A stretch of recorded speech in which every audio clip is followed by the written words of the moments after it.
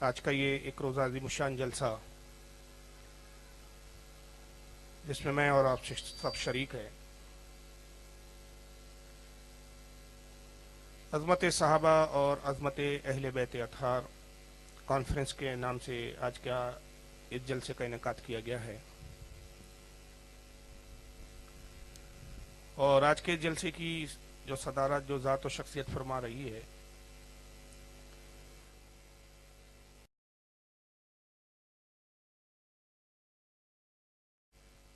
جن سے میری مراد پیر طریقت، رہبر شریعت، اولاد علی، خاندان رسول کے ایک مہکتے ہوئے پھول، حضرت العلام اشا سید عبد القادر دامت برکاتہم القدسیہ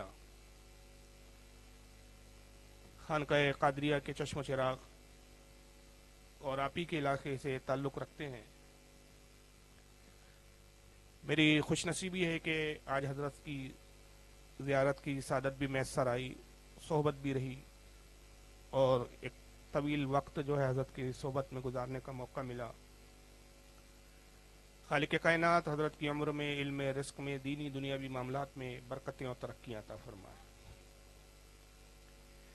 ساتھ ہی مڈاسا کے جس قدر بھی نوجوان ہیں جنہوں نے انتہائی محنت اور کاوشوں کے ساتھ آج کی اس بزم کا انعقاد کیا، اپنے احباب اور اپنے ان نوجوانوں کے لیے بھی اللہ کی بارگاہ میں دعا کرتا ہوں، اور ساتھ ہی مسند رسول پر اس وقت قوم و ملت کی جس قدر بھی علماء ذویل احترام تشریف فرما ہیں، ائمہ مساجد ہے، حفاظ اکرام ہیں، ان تمام حضرات کے لیے بھی میں اللہ کی بارگاہ میں دعا گو ہوں کہ خالق کائنات ان سب کی عمر میں، علم میں، دینی دنیاوی معاملات میں برکتیں اور ترقی عطا فرمائے۔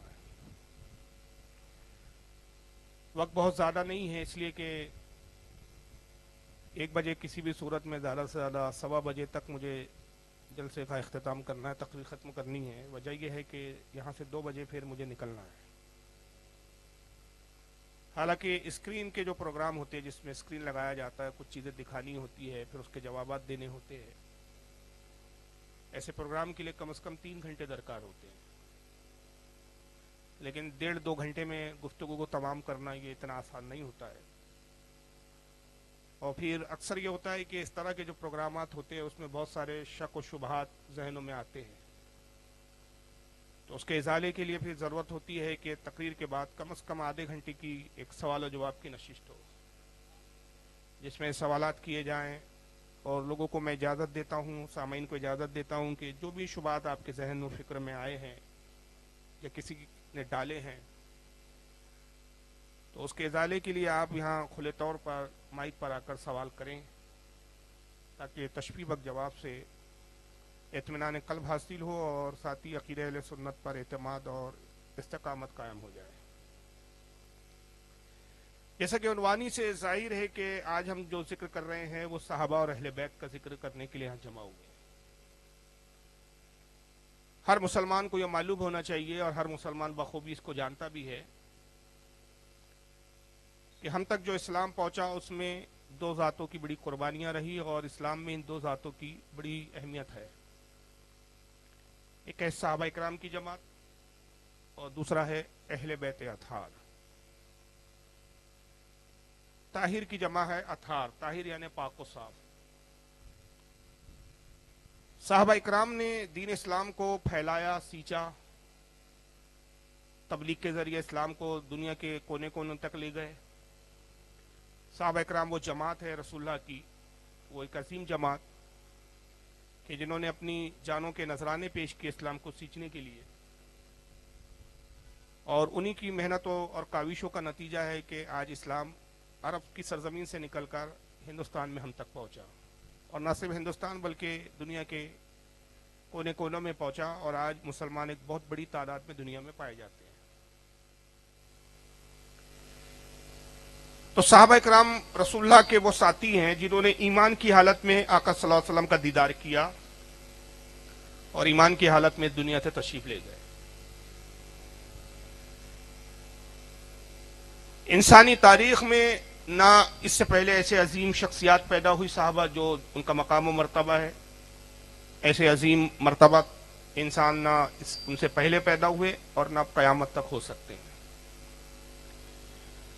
بلا شبہ یقیناً اسلام اور اہل اسلام پر صحابہ کا بہت بڑا احسان عظیم ہے، اور یہی سبب ہے کہ ہم اپنے ایمان کی اساس سمجھتے صحابہ کی محبت کو، ان کی الفت کو۔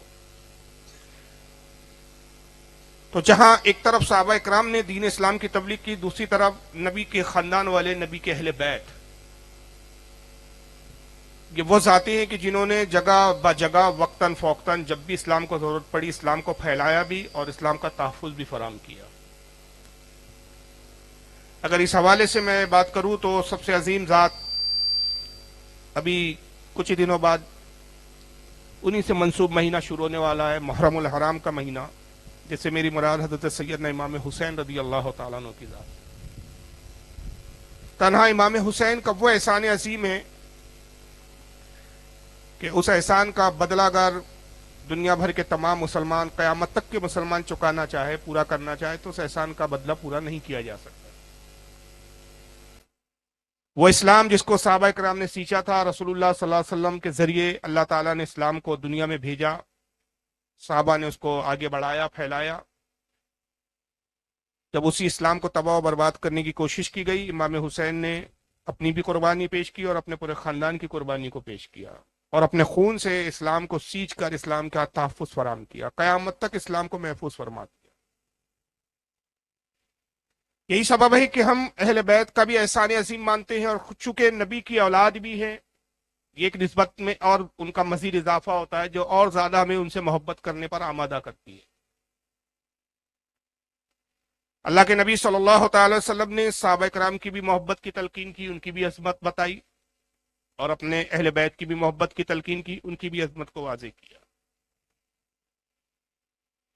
ایک طرف صحابہ کرام کی عظمت کو بیان کرتے ہوئے آقا نے فرمایا کہ میرے اصحاب کی مثال کیسی ہے؟ فرمایا اصحابی کا نجوم فبأیہم اہتدیتم اہتدیتم، اے لوگوں میرے صحابہ کی مثال آسمان میں ستاروں کی طرح ہے، روشن چمکتے ہوئے ستاروں کی طرح مثال میرے صحابہ کی ہے، ان میں سے تم جس کی بھی پیروی کرو گے ہدایت پالو۔ ہر صحابی نبی بذات خود جنتی ہے، اور ایسا جنتی کہ ایک دوسرے مقام پہ آقا فرماتے ہیں، ترمذی شریف کی حدیث ہے کہ میرے صحابہ کا مقام وہ ہے کہ جس نے مجھے دیکھا وہ جنتی، تو حضور کو جنہوں نے دیکھا وہ صحابی، اور انہی کی جماعت کو صحابہ کہتے ہیں یا اصحاب رسول کہتے ہیں۔ فرمایا جنہوں نے مجھے دیکھا وہ جنتی، اور جس نے میرے دیکھنے والے کو دیکھا وہ بھی جنتی۔ یہ ایک عظمت، ہدایت کے روشن ستارے بھی ہیں، ان کا دیدار ہی نجات کے لیے کافی ہے، ان کی صحبت، ان کی زیارت ہی بخشش کے لیے کافی ہے۔ اندازہ لگائیے کہ جن کو دیکھنے سے جنت واجب ہو جائے، جنت مل جائے، تو وہ خود بذات خود اپنے آپ میں کیا مقام اور کیا مرتبہ رکھتے ہوں گے۔ اور صحابہ اکرام کے بارے میں ایک دوسرے مقام پہ آقا فرماتے ہیں کہ میرے صحابہ کا معاملہ یہ ہے کہ اللہ تعالیٰ نے میرے صحابہ کا انتخاب کیا، میرے لیے میرے صحابہ کو جب چنا گیا تو اللہ نے چنا کہ میرے کون کون اصحاب ہوں گے، میرے سسرالی رشتہ دار اللہ نے انتخاب کیے۔ پس ارشاد فرمایا کہ جس نے ان کو تکلیف دی، ان پہ لعن طعن کی، اس پر تمام فرشتوں کی لعنت، تمام انسانوں کی لعنت، اس پر رسول کی لعنت، اس پر اللہ کی لعنت۔ یہ ایک حقیقت ہے، ہم اقرار کرتے ہیں کیونکہ یہ ہمارے عقیدہ اہل سنت کا ایک حصہ اور جز ہے کہ صحابہ کو ہم معصوم نہیں مانتے، اہل بیت کو بھی ہم معصوم نہیں مانتے۔ معصوم صرف دو ذاتیں ہیں، ایک فرشتوں کی جماعت، ایک انبیاء کی جماعت۔ معصوم وہ کہ جس کے دل میں گناہ کا شائبہ بھی نہ ہو، گناہ کرنا تو دور کی بات ہے، گناہ کا خیال بھی نہ آئے، جو گناہ ہی نہ کرے، یہ فرشتوں کی جماعت ہے، اور دوسرا انبیاء کی جماعت ہے۔ صحابہ سے خطا ممکن ہے، اہل بیت سے بھی خطا ممکن ہے، مگر خطا ہوتی نہیں ہے، اس لیے کہ اللہ تعالیٰ نے ان کو وہ مقام دیا کہ ان کو محفوظ فرما لیا، یعنی یہ معصوم نہیں ہے مگر محفوظ ضرور ہے، اور بشری اعتبار سے ان سے کچھ کوتاہی ہو بھی جائے تو اس میں بھی ان کے لیے اجر ہے، کیونکہ وہ کوتاہی ان کی قصدن نہیں ہوتی بلکہ ان کا اجتہاد ہوتا ہے،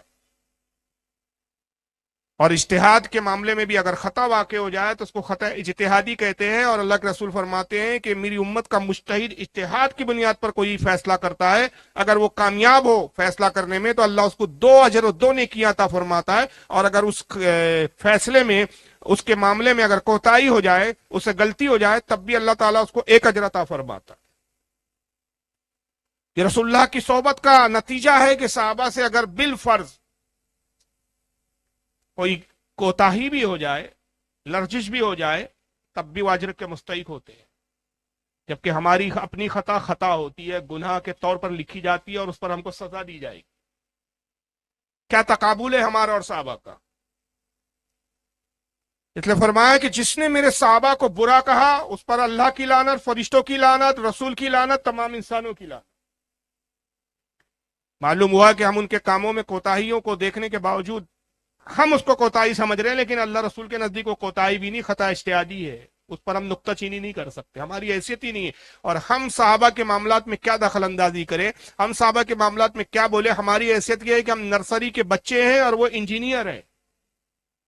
ایک نرسری کا بچہ کیا انجینئر کے کام میں نقش نکالے کہ جناب یہ پل آپ نے صحیح نہیں بنایا، یہ بلڈنگ آپ نے صحیح نہیں بنائی ہے؟ ایک نرسری کے بچے کی کیا حیثیت اور اوقات ہے کہ وہ ایک سول انجینئر کے کام میں کمی اور نقص کو ڈھونڈے؟ اس لیے فرمایا کہ میرے صحابہ چونکہ خطا اجتہادی پر بھی اجر پاتے ہیں، تو ان کا مقام یہ ہے کہ تم ان میں سے جس کی بھی پیروی کر لو ہدایت پالو گے۔ اور پھر اپنے اہل بیت کی فضیلت بیان کرتے ہوئے ارشاد فرمایا کہ میرے اہل بیت کی مثال ایسی ہے، مثلو اہل بیتی سفینۃ نوح فمن رنجا ومن تخلف عنہا غریق۔ فرمایا میرے اہل بیت کی مثال کشتی نوح کی طرح ہے، جو اس میں سوار ہو گیا اس نے نجات پائی، اور جس نے اس میں سوار ہونے سے انکار کیا وہ ہلاک و تباہ ہو گیا۔ کشتی نوح سے مثال کیوں دی؟ اس لیے کہ حضرت نوح علیہ السلام کے زمانے میں جب طوفان آیا تو صرف 83 ایمان والے تھے جو اس کشتی میں سوار تھے، اور کشتی کے بعد جو بھی تھا وہ مومن نہیں تھا، سب تباہ و برباد ہو گئے، پوری دنیا ختم ہو گئی۔ دوبارہ اکثر 9 پھر حضرت نوح علیہ السلام سے نسلیں چلی، ان کی اولادوں سے نسلیں چلی، اور پھر دوبارہ دنیا میں انسان پھیلے پھولے پنپے۔ اسی بنیاد پر حضرت نوح علیہ السلام کو آدم ثانی بھی کہا جاتا ہے، دوسرا آدم۔ تو جو حضرت نوح کی کشتی میں اس طوفان کے وقت سوار ہو گیا وہی بچا، اور جس نے کشتی نوح میں بیٹھنے سے انکار کیا وہ ہلاک ہو گیا۔ اور کشتی نوح میں بیٹھنے کا پیمانہ کیا تھا، شرط کیا تھی؟ ایمان والا ہونا۔ خود نوح علیہ السلام کا اپنا بیٹا ایمان نہیں لایا، وہ کشتی نوح میں سوار نہ ہوا، ہلاک ہو گیا۔ تو پتا چلا کہ ایمان کا رشتہ اور ہے، خون کا رشتہ اور ہے۔ اسلام میں خون سے بڑھ کر ایمان کا رشتہ دیکھا جاتا ہے۔ یہی وجہ ہے کہ ہم حضرت امیر معاویہ کا تو دفاع کرتے، ہم یزید کا دفاع نہیں کرتے۔ یہی وجہ ہے کہ ہم حضرت اکرمہ کو تو صحابی کہتے، تعظیم کرتے، ان کا باپ ابو جہل کا ہم احترام و تعظیم نہیں کرتے۔ تاریخ میں ایسی بہت سی مثالیں ہوں گی کہ باپ کافر ہے تو بیٹا مومن ہے، بیٹا مومن ہے تو باپ کافر ہے۔ سارا تقدس، ساری تعظیم، ساری عظمت، سارے مراتب ایمان کی بدولت ہے۔ جب ہم نے بڑے بڑوں کے لیے پیمانہ بنایا تو آج کے لوگوں کے لیے کیا یہ پیمانہ نہیں بنایا جائے گا کہ وہی ہمارا اپنا ہے جس کا ایمان سلامت ہے؟ اور جس کا ایمان سلامت نہیں، جس کے عقیدے میں فساد ہے، جس کے عقیدے میں خامیاں ہیں، جس کے عقیدے میں غلطیاں ہیں، جس کے عقیدہ کفریہ ہو جائے، وہ اگرچہ ہمارا خونی بھائی کیوں نہ ہو، پھر وہ ہمارا بھائی نہیں ہے۔ اور وہ غیر جس سے ہمارا خون کا رشتہ نہیں لیکن وہ اہل ایمان ہے، اس کا اور ہمارے ایمان کا ایک رشتہ ہے، تو سگے بھائیوں سے بڑھ کر ہمارے لیے عزیز ہے۔ کیونکہ اسلام کا سارا دار و مدار عقیدے کی درستگی پر، اور عقیدے کی بنیاد میں صحابہ کا احترام، اہل بیت کی محبت، نبی کی آل سے محبت۔ یہ کسی مولانا کا فتویٰ نہیں ہے، کسی امام کا قول نہیں ہے، یہ رب کائنات کا حکم ہے۔ سورہ شورى میں ارشاد فرمایا قُلْ لَا أَسْأَلُكُمْ عَلَيْهِ أَجْرًا إِلَّا الْمَوَدَّةَ فِي الْقُرْبَى۔ اے حبیب آپ فرما دیجئے اہل ایمان سے، ایمان والوں سے کہہ دیجئے کہ میں نے جو تبلیغ کی، جو تمہیں ایمان دیا، اس کے عوض میں تم سے کوئی اجر، کوئی بدلہ نہیں چاہتا سوائے اس کے کہ میرے اہل بیت سے محبت کرو۔ حالانکہ نبی کے احسانوں کا بدلہ چکایا نہیں جا سکتا، मगर तुम चाहते हो कि एहसान का इकरार करो, एहसान मंद कहलाओ, तो अल्लाह रसूल सिर्फ इसी पे राजी हो जाएंगे कि तुम अहले बैत से मोहब्बत करो। लेकिन याद रखिए कि मोहब्बत का भी एक पैमाना है और नफरत का भी एक पैमाना है। नफरत भी एक हद तक की जाती है किसी से और मोहब्बत भी एक हद तक की जाती है। अगर इंसान न किसी से नफरत करने में आ जाए और हद दर्जा गिर जाए तो भी वो हकीकत में फिर इंसान नहीं रहता। और अगर किसी से बेजा मोहब्बत में इतना गुलू करे, इतना बढ़ जाए, इतना मुबालगा करे और मोहब्बत में इफरात का शिकार हो जाए तो वो भी गुमराह और तबाह हो जाता है। तारीख में एक ऐसी जात हमें नजर आती है कि जिससे मोहब्बत करने की बुनियाद पर भी कुछ गुमराह हुए, जिससे नफरत करने की बुनियाद पर भी कुछ गुमराह हुए। मुत्तफक अलैह हदीस है जिस पर किसी का इख्तलाफ नहीं। हत्ता के अहले तशय्यो, जिनको शिया कहा जाता है, वो भी इस हदीस को मानते हैं। उनकी मुस्तनद किताब अहले तशय्यो की जो किताब है जिसका नाम है नहजुल बलागा, जिसको हजरत अली की तरफ मंसूब करके कहते हैं कि मौला अली के खुतबात है। इसको शेख रदी, उनके बहुत बड़े आलिम अहले तशय्यो के, जिसने उनके खुतबात को अली के जमा किया बकौल उनके।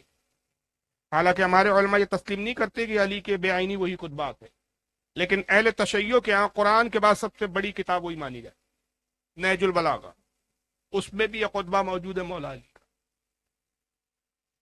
और फिर अगर हम अहले सुन्नत की कुतुब की तरफ तवज्जो दें तो मुस्नद अहमद में इमाम अहमद इब्न हंबल ने भी इस हदीस को लिखा है। इमाम हैसमी ने मजमू ज़वाइद में लिखा है।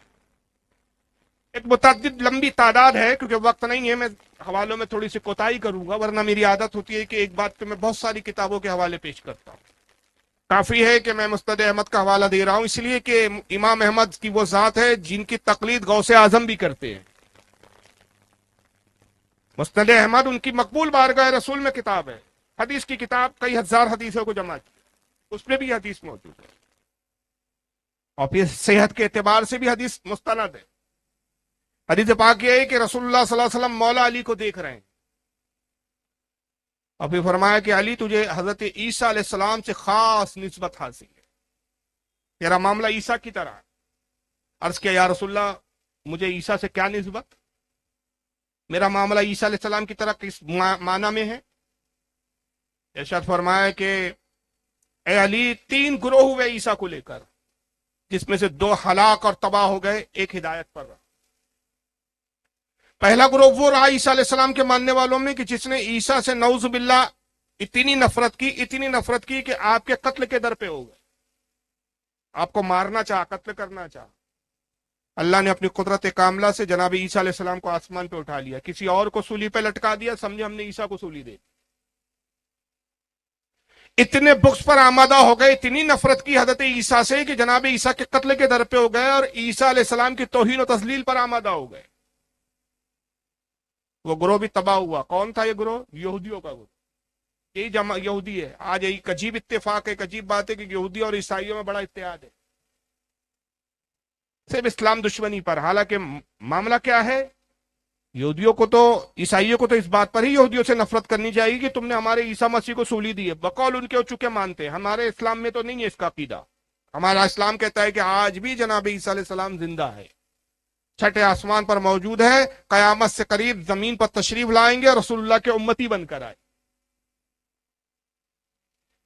तो एक ग्रोह वो था जनाब ईसा अलैहिस्सलाम का मानने जो है मुखालिफ, जो कत्ल के दर पे रहा, उसने नबी मानने से इनकार कर दिया।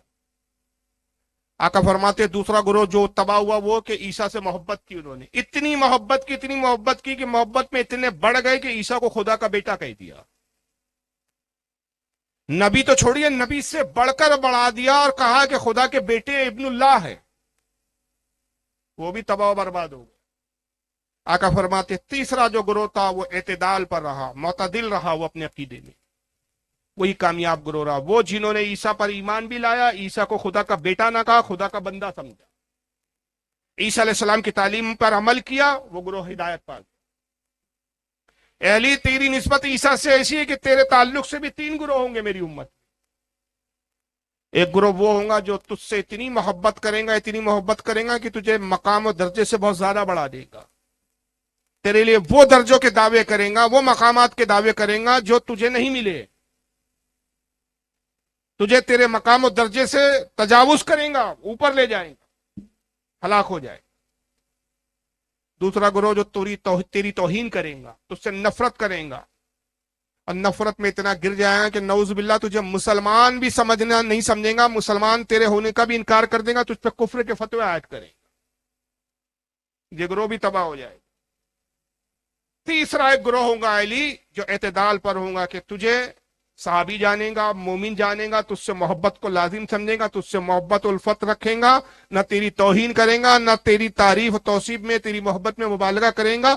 जो मकाम और मर्तबा अल्लाह रसूल की बारगाह से तुझे मिला, उसी मकाम और मर्तबे को तस्लीम करेगा। अब बड़ी संजीदगी के साथ मैं एक सवाल आपसे पूछता हूं कि 3 ग्रोह की रसूलुल्लाह ने निशानदेही की, और इस हदीस को लिखने वाले सभी हैं, लेकिन सवाल ये पैदा होता है कि फिर ये हमें तलाश करना है कि ये 3 ग्रोह कौन से हुए।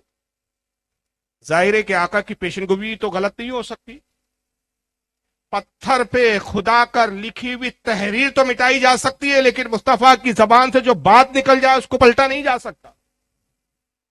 वो दहन जिसकी हर बात वही है खुदा, उसकी नाफिज हुकूमत पे लाखों सलाम।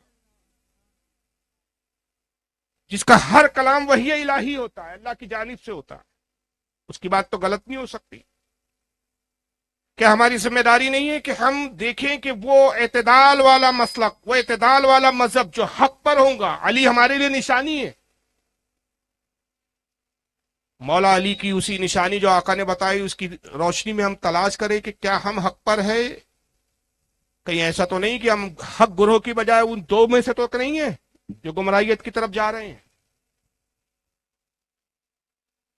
जब ये हमारी जिम्मेदारी है तो हम जाने, और जब हम गौर करेंगे तो आपको मालूम होगा कि एक ग्रोह जिसके बारे में नबी ने कहा कि तेरी तौहीन करेगा अली, और इतनी तौहीन करेगा कि नऊज बिल्ला मिन ज़ालिक तुझे काफिर तक कहेगा, तो यकीनन अहले सुन्नत तो अली को काफिर नहीं कहते। माज़अल्लाह, सदबार माज़अल्लाह। आप अहले सुन्नत में है ना, सब अहले सुन्नत व जमात है। नऊज बिल्ला अस्तगफिरुल्लाह, दिल में कभी मानना और कहना तो दूर की बात है, दिल में कभी ये भी ख्याल आया कि अली मुसलमान नहीं है? माज़अल्लाह, हम तो अली को कुल्ले ईमान मानते हैं,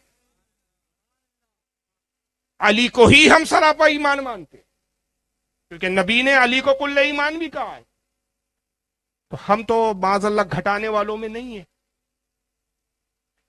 फिर अब बचे कौन? बढ़ाने वालों में। तो क्या हम बढ़ाने वालों में से? अगर हम बढ़ाने वालों में से होते तो सैयदना अबू बकर सिद्दीक को पहला नंबर नहीं कहते, दूसरा नंबर हजरत उमर को नहीं कहते, तीसरा नंबर हम उस्मान गनी को नहीं कहते, हम वो नहीं होते ढोल लेकर बजाना शुरू करते दमादम मस्त कलंदर अली का पहला नंबर। हमने तो ये कहा, हमारा तो ये अकीदा है, हमारे इमामों ने तो ये बताया, हमें तो साहबा से ये अकीदा मिला कि बादे अंबिया जो सबसे अफजल तरीन जात है वो हजरत अबू बकर सिद्दीक की जात है। और इस इत्तेफाक पर खुद मौला अली का इत्तेफाक व इजमा, खुद मौला अली का फरमान। वक्त होता तो मैं सही बुखारी से हदीस दिखाता जिसमें मौला अली ने खुद अपने बेटे मोहम्मद इब्न हनफिया से कहा, मोहम्मद इब्न हनफिया हजरत मौला अली के साहबजादे जो सैयदा फातिमा के बाद दूसरे निकाह से पैदा हुए, उन्होंने अर्ज किया कि बाबा जान बताइए रसूलुल्लाह के बाद सबसे अफजल तरीन जात कौन है? फरमाया अबू बकर। सुम्मा मन, उसके बाद कौन? कहा उमर। फिर हजरत मोहम्मद इब्न हनफिया कहते हैं कि मुझे अंदेशा हुआ कि अगर मैंने फिर पूछा सुम्मा मन, उसके बाद कौन, तो ऐसा ना हो कि उस्मान गनी का नाम ले ले। तो मैंने सवाल को बदला, मैंने चाहा कि मेरे बाबा मौला अली पहले नंबर पे फजीलत में ना सही, अफजलियत में दूसरे नंबर पर ना सही, तो कम से कम तीसरे पे। तो मैंने कहा हुजूर तीसरे नंबर पे फिर आप है ना, सुबमानता, उनके बाद तो आप है ना। फरमाया नहीं मेरे बेटे, ये जज्बाती बातें नहीं है, ये तो अकीदे की बातें हैं। फरमाया कि मैं नहीं, मैं तो मुसलमानों में से एक आम मुसलमान हूं। ये मौला अली ने आजीजी की, लेकिन अहले सुन्नत का इस पर इत्तेफाक है कि अली अफजलियत के एतबार से चौथे नंबर पर है। तो अगर हम बढ़ाने वाले होते तो कम से कम सहाबा में ही पहला नंबर तो बोलते। तो हमने बढ़ाया भी नहीं, हमने घटाया भी नहीं, तो फिर हम कौन हुए? एतदाल वाले। इस हदीस की रोशनी में पता चला कि वो हक जमात, जन्नती जमात अहले सुन्नती है जो अली को अली के दर्जे पर रखती है। اور پھر وہ دو گروہ کون ہے؟ پھر کوئی سوال کرے کہ فاروق صاحب اگر آپ اہل سنت و جماعت آپ کی جماعت نہیں ہے ان دو میں، تو پھر وہ دو کون ہیں؟ ان کی نشاندہی بتائیے۔ تو زیادہ تعجب کرنے کی ضرورت نہیں، زیادہ تحقیق کرنے کی ضرورت نہیں، دونوں جماعتیں آج نظر آتی ہے، پائی جاتی ہے، دکھتی ہے۔ ایک وہ ہے کہ جو ناسبی اور خارجی ہے، جو مولا علی کی توہین کرتے ہیں اور مولا علی کو کافر تک کہتے ہیں۔ یہ اپنے نام سے خارجی، خوارج کے نام سے نامزد ہے یہ۔ اور اگر کم از کم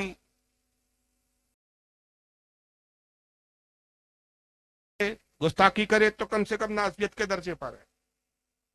اور جو بڑھاتے ہیں، اتنا بڑھاتے ہیں، اتنا بڑھاتے ہیں کہ جناب مولا کائنات کو صحابہ میں افضل تو چھوڑیے، انبیاء سے تک افضل بتا دیتے، نبیوں سے افضل تک بتا دیتے ہیں۔ اتنا بڑھا دیا، اتنا بڑھا دیا، اور صرف اس پر بھی اکتفا نہیں کیا، اس پر بھی ان کو سکون نہیں ملا کہ نبیوں تک بڑھایا یا نبی کی طرح بنایا، معاذ اللہ علی کو خدا تک کہہ دیتے ہیں۔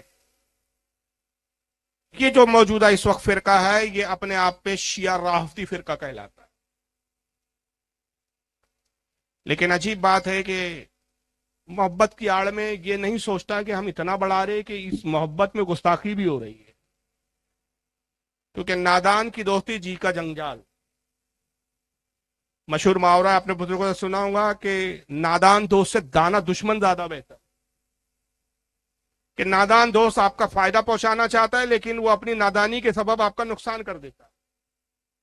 مثال مشہور ہے، حضرت مولانا نوم مثنوی شریف میں نقل فرماتے ہیں کہ ایک بادشاہ نے ایک بندر کو پال لیا اور اپنا محافظ، اپنا باڈی گارڈ اس بندر کو بنا دیا۔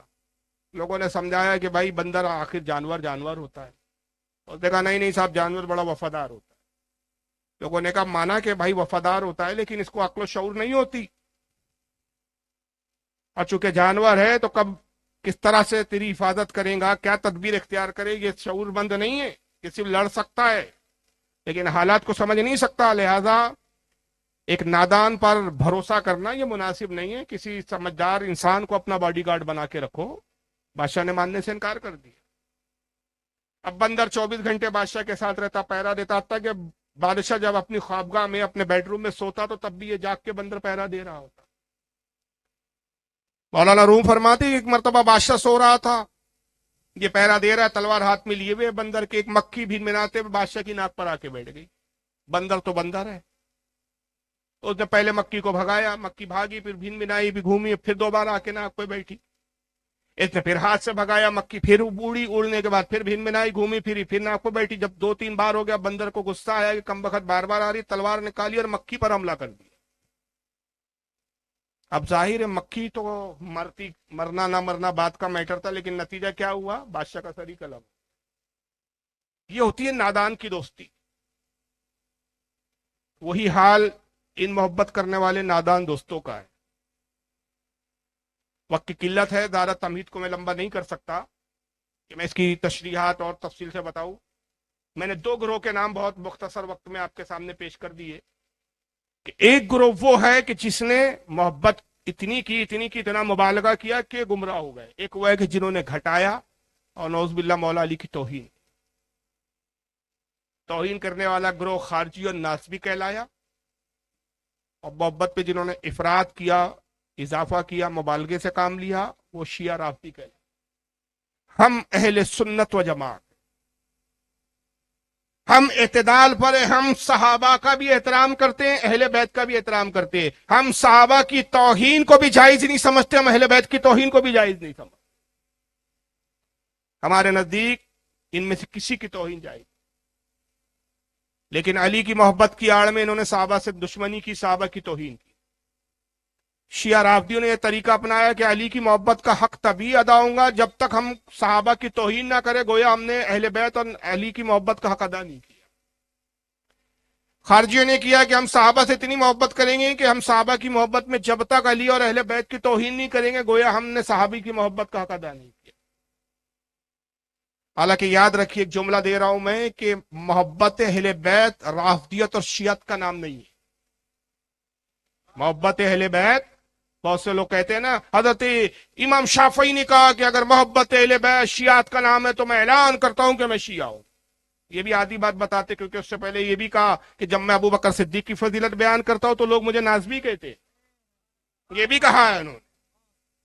اور جب میں محبت علی کا ذکر کرتا ہوں تو لوگ مجھے رافضی کہتے ہیں. اگر ابو بکر اور علی کی محبت یہ رافضیت اور ناصبیت ہے تو پھر میں اعلان کرتا ہوں کہ ہاں میں مرنے تک ناصبی بھی ہوں اور مرنے تک میں رافضی بھی ہوں.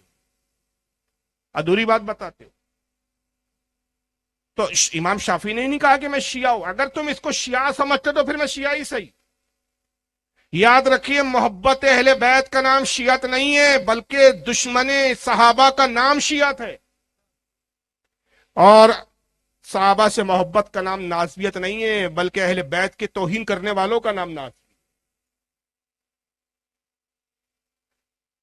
اب آپ دیکھیے کہ علی کی محبت کی آڑ میں مبالغہ جب کیا انہوں نے تو نتیجہ کیا ہوا کہ اس میں آپس میں ہی اتنے کمپٹیشن میں مبتلا ہو گئے. یہ لوگ ایک دوسرے تجاوز کرنے لگے. حضرت غوث اعظم رضی اللہ تعالیٰ نے کتاب لکھی جس کا نام ہے گنیت الطالبین. اس میں فرمایا ہے کہ شیعہ میں ہی اہل بیت اور علی کو لے کر آپس میں اتنا اختلاف ہوا کہ 36 فرقوں میں بڑھ گئے. کتنے فرقے ہیں شیعہ میں؟ 36. شاید ایک کے آپ نام جانتے ہوں گے, اثنا عشری. یہ مشہور ہے, یہی زیادہ تر پائے جاتے ہیں ہندوستان میں. مگر اس میں اسماعیلی شیعہ بھی ہے, داؤدی شیعہ بھی ہے, کھوجا بھی ہے, بھورے بھی ہے, دنیا بھر کے نام ہے. اور سارے نام گنوائے بھی, ان کے عقیدے بھی بتائے. لیکن آئیے دیکھیے مولا علی کی محبت میں کتنے بڑھ گئے. یہ کتاب میں آپ کے سامنے پیش کر رہا ہوں, اسی فرقے کی کتاب ہے. دکھائیے اسکرین پہ لائیے بھائی, اسکرین والے صاحب کہاں ہیں؟ ہاں. اور یہ اوریجنل میرے ہاتھ میں ہے اس وقت, جو اسکرین پہ میں دکھا رہا ہوں یہ اوریجنل پاس میں. شک و شبہ ہو تو اوریجنل کتاب بھی آ کے اسٹیج پر دیکھ سکتا ہے. کتاب کا نام ہے الانوار النمانیہ. یہ شیعہ فرقے کے بہت بڑے عالم فاضل گزرے ہیں, ان کی کتاب ہے جناب, جس کا نام ہے نعمت اللہ الجزائری. اس کی جلد نمبر 2 ہے, صفحہ نمبر 208. آئیے کیا لکھتے ہیں جناب. کہتے ہیں الغرابیہ, شیعوں کا ایک فرقہ ہے جس کا نام ہے غرابیہ. پھر کہتے ہیں کہ قالو محمد بعلی اشبہ من الغراب بالغراب. یہ محبت علی کی آڑ میں دیکھیے الفاظوں کے کیا جملے استعمال ہو رہے ہیں اور کیا توہین ہو رہی ہے. اور شیعوں کا چھوٹا موٹا عالم نہیں ہے یہ. 1112 ہجری میں اس کی موت ہوئی. آج کا عالم بھی نہیں, آج کا مولوی بھی نہیں. ابھی 1400 ہجری چل رہا ہے. 1112 ہجری میں اس کی موت ہوئی ہے, جس کا نام کیا ہے, میں نے نام آپ کو بتایا, نعمت اللہ الجزائری. لکھتا ہے کہ الغرابیہ جو شیعوں میں ایک فرقہ ہے ہمارے ہاں, وہ کہتا ہے کہ محمد صلی اللہ علیہ وسلم اور علی آپس میں اتنے ملتے جلتے تھے, اتنی شکلیں ملتی تھی کہ جیسے ایک مکھی کی شکل دوسری مکھی سے ملتی ہے. معاذ اللہ تک. یہ بتائیے تعریف ہو رہی ہے کہ توہین؟ کوئی اور مثال نہیں ملی. چلیے یہ ہم تعریف میں مانتے ہیں کہ بھائی اگر کوئی یہ کہتا ہے کہ مولا علی رسول اللہ کے مشابہ تھے شکل و صورت میں, جیسے حضرت امام حسین کے بارے میں آیا کہ حضور کی مشابہت تھی ان میں, حضرت امام حسن رسول اللہ کے مشابہ تھے شکل و صورت میں, علی کو بھی کہہ دیا جاتا مان لیتے. مگر مثال کتنی گھٹیا دی. الغراب بالغراب, ایسے ہی مشابہ تھے جیسے ایک مکھی دوسرے مکھی کے اس میں ہوتی ہے. ایک غراب کہتے کوے کو, معاف کرے, ایک کوا دوسرے کوے کے مشابہ ہوتا ہے, والذباب بالذباب, اور ایک مکھی دوسرے مکھی کے مشابہ ہوتی ہے. جیسے 2 مکھیاں ایک جیسی دکھتی ہے اور 2 کوے ایک جیسے دکھتے ہیں, ویسے علی اور نبی معاذ اللہ اسی طرح ایک جیسے دکھتے تھے, نعوذ باللہ. اور پھر آگے لکھتے ہیں جناب, فبعث اللہ جبریل الی علی علیہ السلام فغلط جبریل فی تبلیغ الرسالۃ من علی الی محمد. کہتے ہیں کہ حقیقت میں نبوت اور رسالت علی کی طرف بھیجی گئی تھی, مگر جبریل سے غلطی ہو گئی, جبریل کی ملاقات محمد سے ہو گئی, محمد کو علی سمجھ کر وہی دے دی. حقیقت میں تو نبی علی کو بنایا گیا تھا, حقیقت میں تو نبی علی تھے. کس سے غلطی ہو گئی؟ فرشتے سے. اور فرشتوں میں بھی کس سے؟ جو فرشتوں کا سردار ہے جبریل. اور میں نے ابھی ابتدا میں عقیدہ بیان کیا کہ فرشتے معصوم ہوتے, ان کا غلطی کا شائبہ بھی نہیں. مگر یہاں مولا علی کی تعریف میں مبالغہ کرنے کے لیے اتنے حد درجے بڑھ گئے یہ لوگ کہ نعوذ باللہ من ذالک جبریل کی توہین کر رہے ہیں. اور پھر کہتے ہیں کہ قال شاعرہم, یہی وجہ ہے کہ ان کے ایک شاعر نے شعر بھی کہا ہے, غلط الامین عن حیدرہ फयलअनून साहिब ऋषि यानी जिब्रील। तो शायर कहता है कि जिब्रील से हैदर के बारे में गलती हो गई। हैदर किसका लकब है? मौला अली का।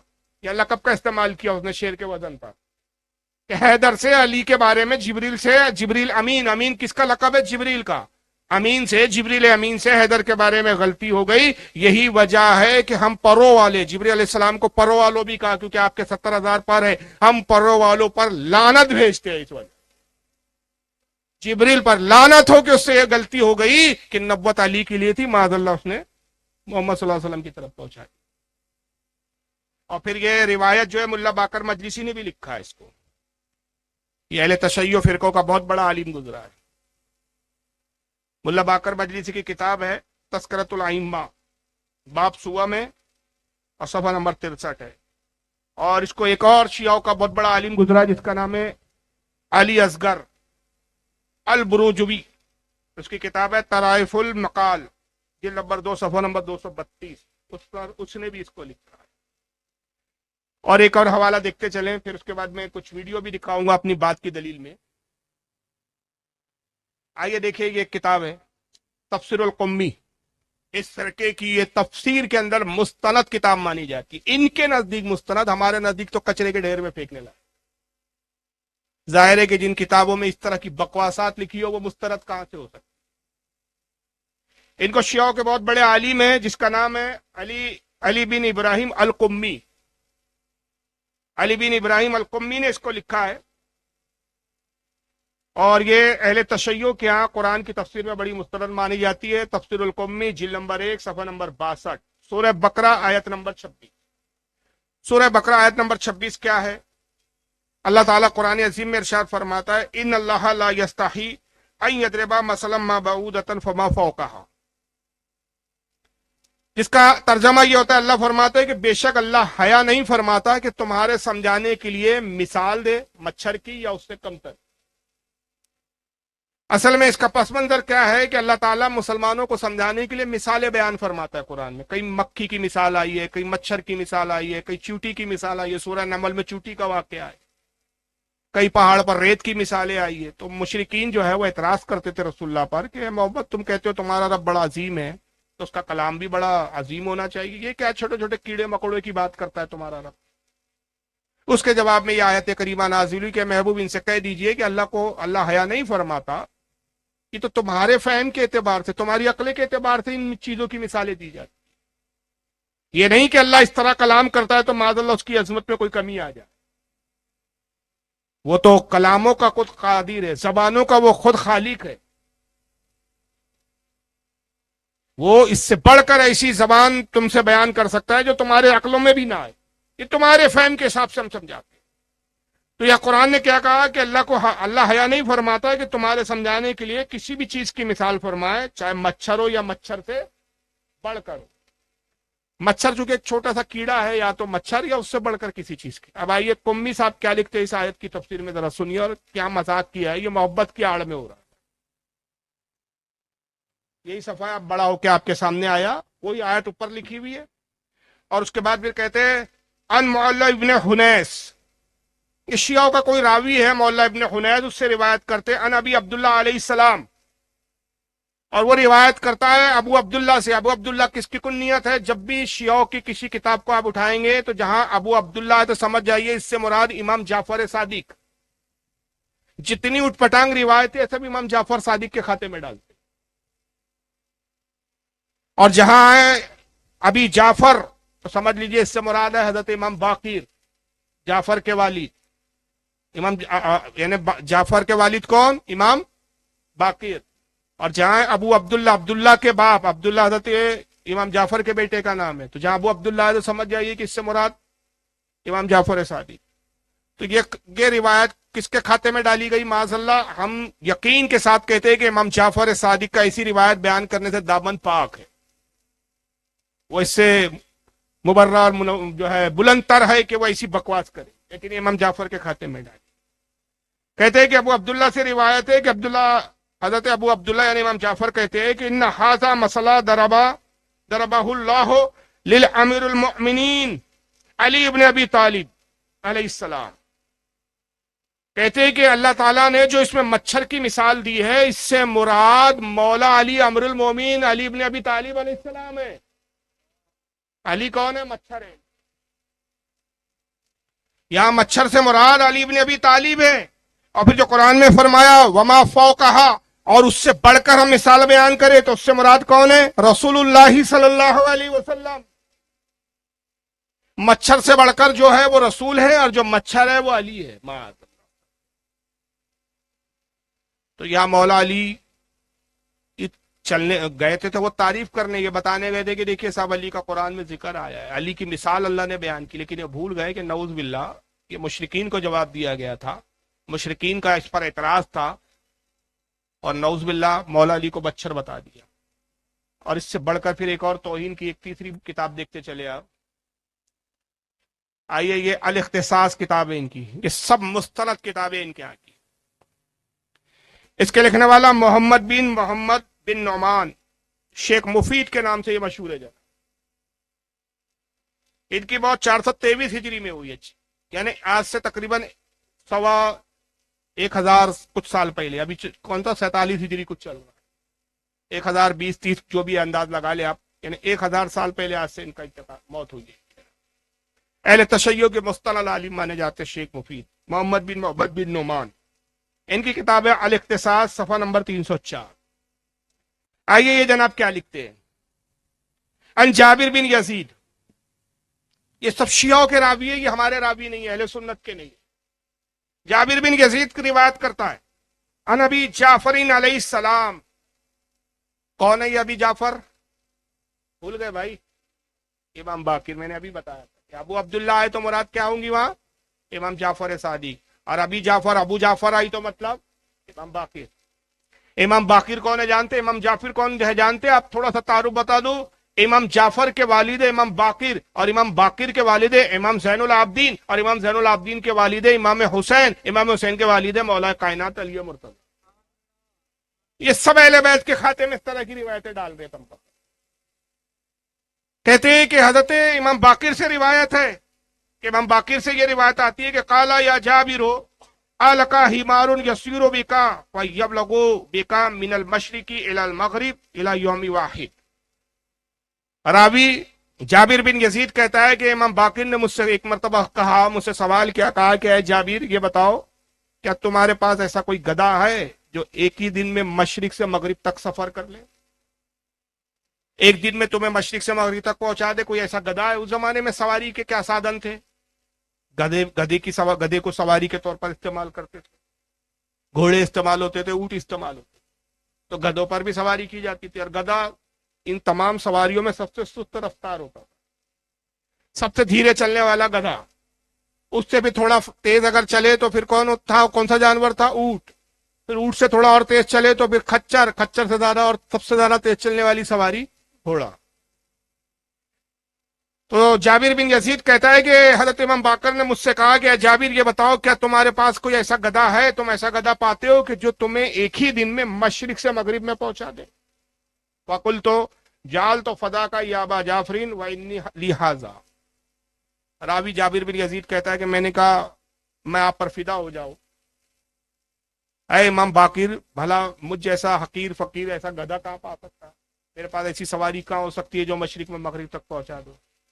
فقال ابو جعفرین علیہ السلام، تو جواب حضرت امام باقر نے کہا، ابو جعفر نے کہا، ذاکا امر المؤمنین، کا وہ گدھا جو مشرق سے مغرب میں پہنچا دے وہ امر المؤمنین علی ہے۔ کون ہے وہ گدھا؟ بتائیے، یہ بتانا یہ چاہ رہے ہیں کہ علی کی ولایت کا یہ عالم تھا کہ پلک جھپکنے میں ایک دن کے اندر مشرق سے مغرب پہنچا دے، لیکن یہ بتانے کے لیے دلیل اور مثال کیا گھٹیا دی ہے کہ مولا علی کو گدھا بتا رہا ہے۔ تو یہ مبالغہ کیا انہوں نے، اتنے بڑھ گئے یہ محبت کی آڑ میں کہ نعوذ باللہ محبت کرنے کے چکر میں کیا کیا، توہین کر بیٹھے، اور بھول گئے کہ ہم دعویٰ تو محبت کا کرتے ہیں لیکن اس میں توہین ہو رہی ہے۔ اور صحابہ سے بغض رکھا، حقیقت میں اہل بیت کی تعریف میں توہین کر بیٹھے، اور جب صحابہ کی توہین کرنے آئے تاکہ ہم اہل بیت کا مقام زیادہ بلند بتائے تو یہ بھول گئے کہ نعوذ باللہ من ذالک، جہاں تم صحابہ کی توہین کر رہے ہو وہاں ایٹومیٹک اہل بیت کی بھی توہین ہو رہی۔ तुम साहबा के मकाम को तो नहीं गिरा सके। तो ऐसे ऐसे कुछ अकीदे गढ़े गए और आज उन अकीदों पर हमारे अपने यहाँ कुछ नाम नेहाद सुन्नी उनके पीछे चल रहे। आप जानते हैं कि किन किन नामों से वो मारूफ है। कोई अपने आप को मौलाई कह रहा है, कोई अपने आप को अली वाला कह रहा है, कोई कुछ अलग अलग नाम लिए।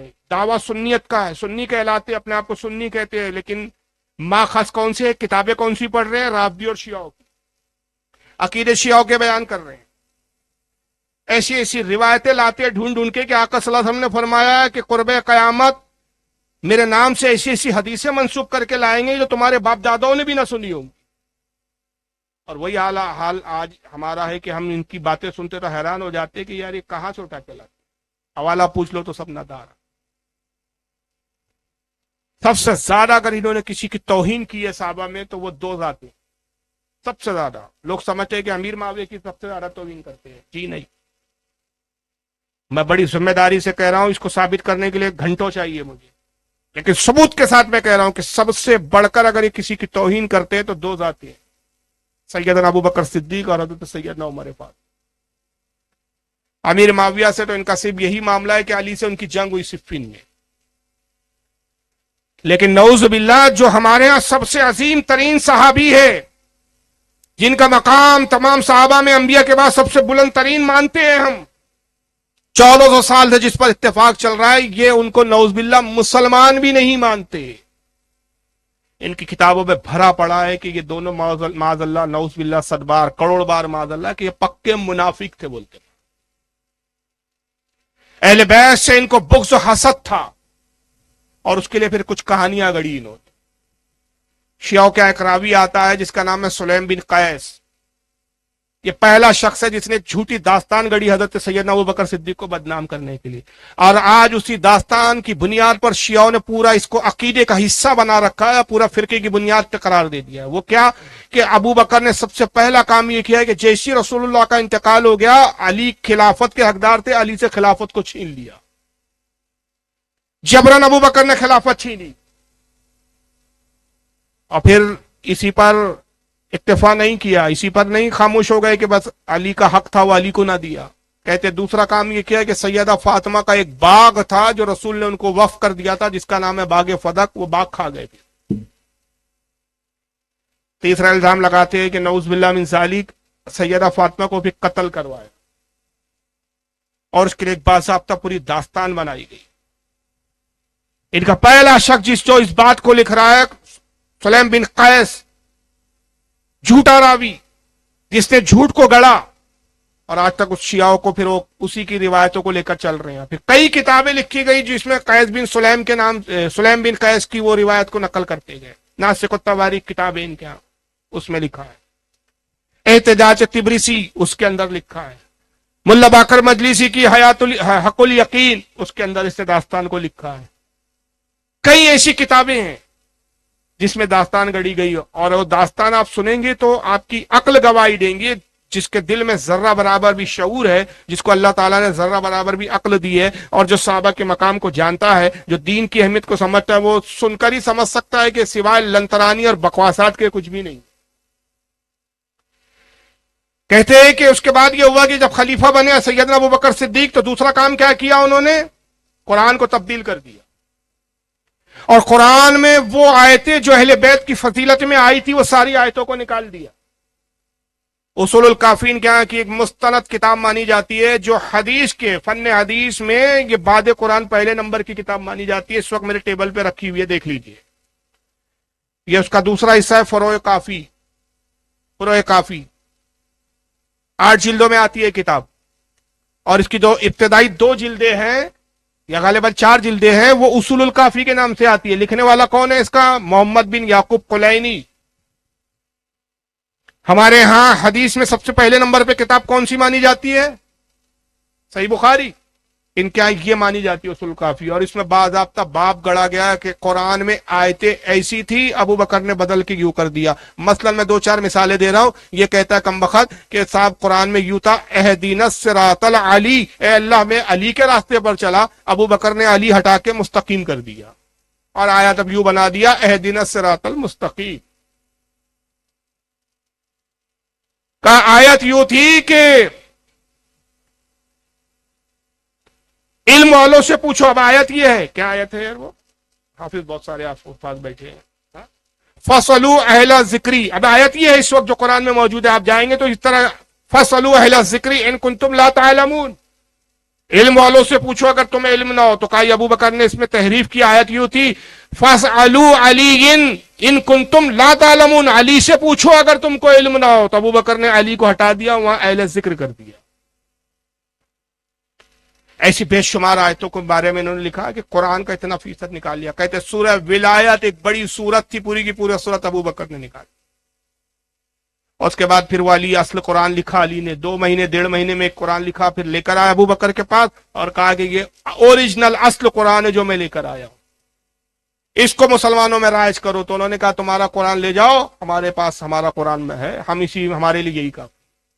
मौला अली को जलाल आ गया, गुस्सा आया, और गुस्से और जलाल में आपने फरमाया कि देख लो, ये कुरान मैंने बड़ी मेहनत और जस्तुजू से लिखा, ये कुरान मैंने वैसे ही तहरीर किया जैसे रसूलुल्लाह पर नाजिल हुआ था। तुमने कुरान को तब्दील कर दिया, कुरान को बदल दिया। आखिरी बार इस असल कुरान की जियारत कर लो, अब उम्मत कयामत तक इस कुरान को देख ना सकेंगी। और फिर वो कुरान लेकर आए, माज़अल्लाह नौज़ुबिल्लाह। इनकी किताबें कहती है इमाम हसन को दिया और वसीयत की कि कुरान किसी को ना दिखाना ना देना सिवाय इसके कि अपने वसी और अपने जानशीन के। फिर इमाम हसन का इंतकाल हुआ, यही वसीयत करके उन्होंने इमाम हुसैन को दे दिया। इमाम हुसैन ने वही कुरान फिर अपने बेटे इमाम ज़ैनुल आबिदीन को दे दिया। इमाम ज़ैनुल आबिदीन ने वो कुरान इमाम बाकिर अपने बेटे को दिया। इमाम बाकिर ने हजरत इमाम जाफर को दिया। इमाम जाफर ने अपने बेटे हजरत मूसा काजिम को दिया। हजरत मूसा काजिम ने अपने बेटे हजरत अली रजा को दिया। हजरत अली रजा ने वही कुरान अपने बेटे हजरत इमाम तकी को दिया। इमाम तकी ने हजरत इमाम नकी को दिया। इमाम नकी ने इमाम हसन अस्करी को दिया। इमाम हसन अस्करी ने इमाम मेहदी को दिया। इमाम मेहदी लेकर वो ओरिजिनल कुरान गार में जाकर छुप गए। अब कयामत के दिन ओरिजिनल लेकर आए।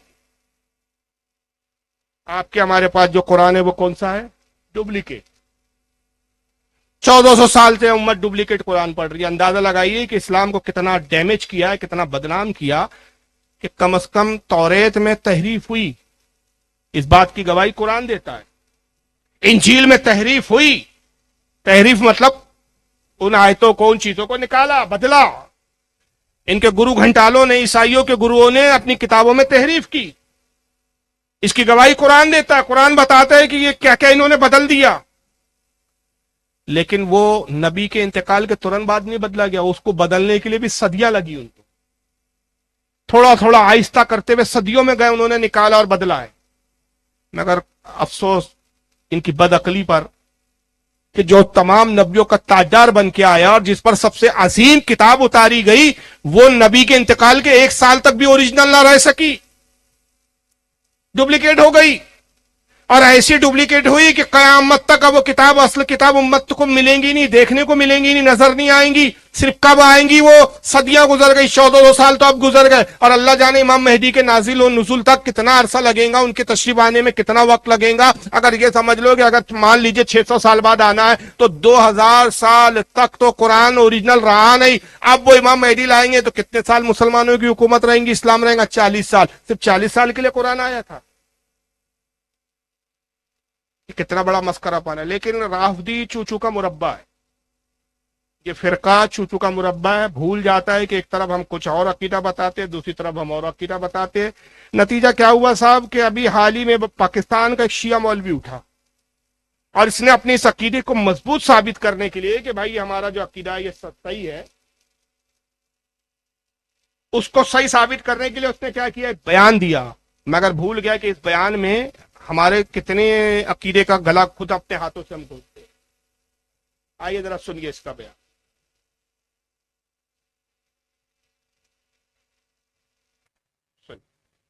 तो मैं बाद में दिखाता हूं, पहले इसको देख लीजिए। जानते हैं इसका नाम क्या है? अल्लाह यारी। ये अल्लाह यारी नहीं है, शैतान यारी है।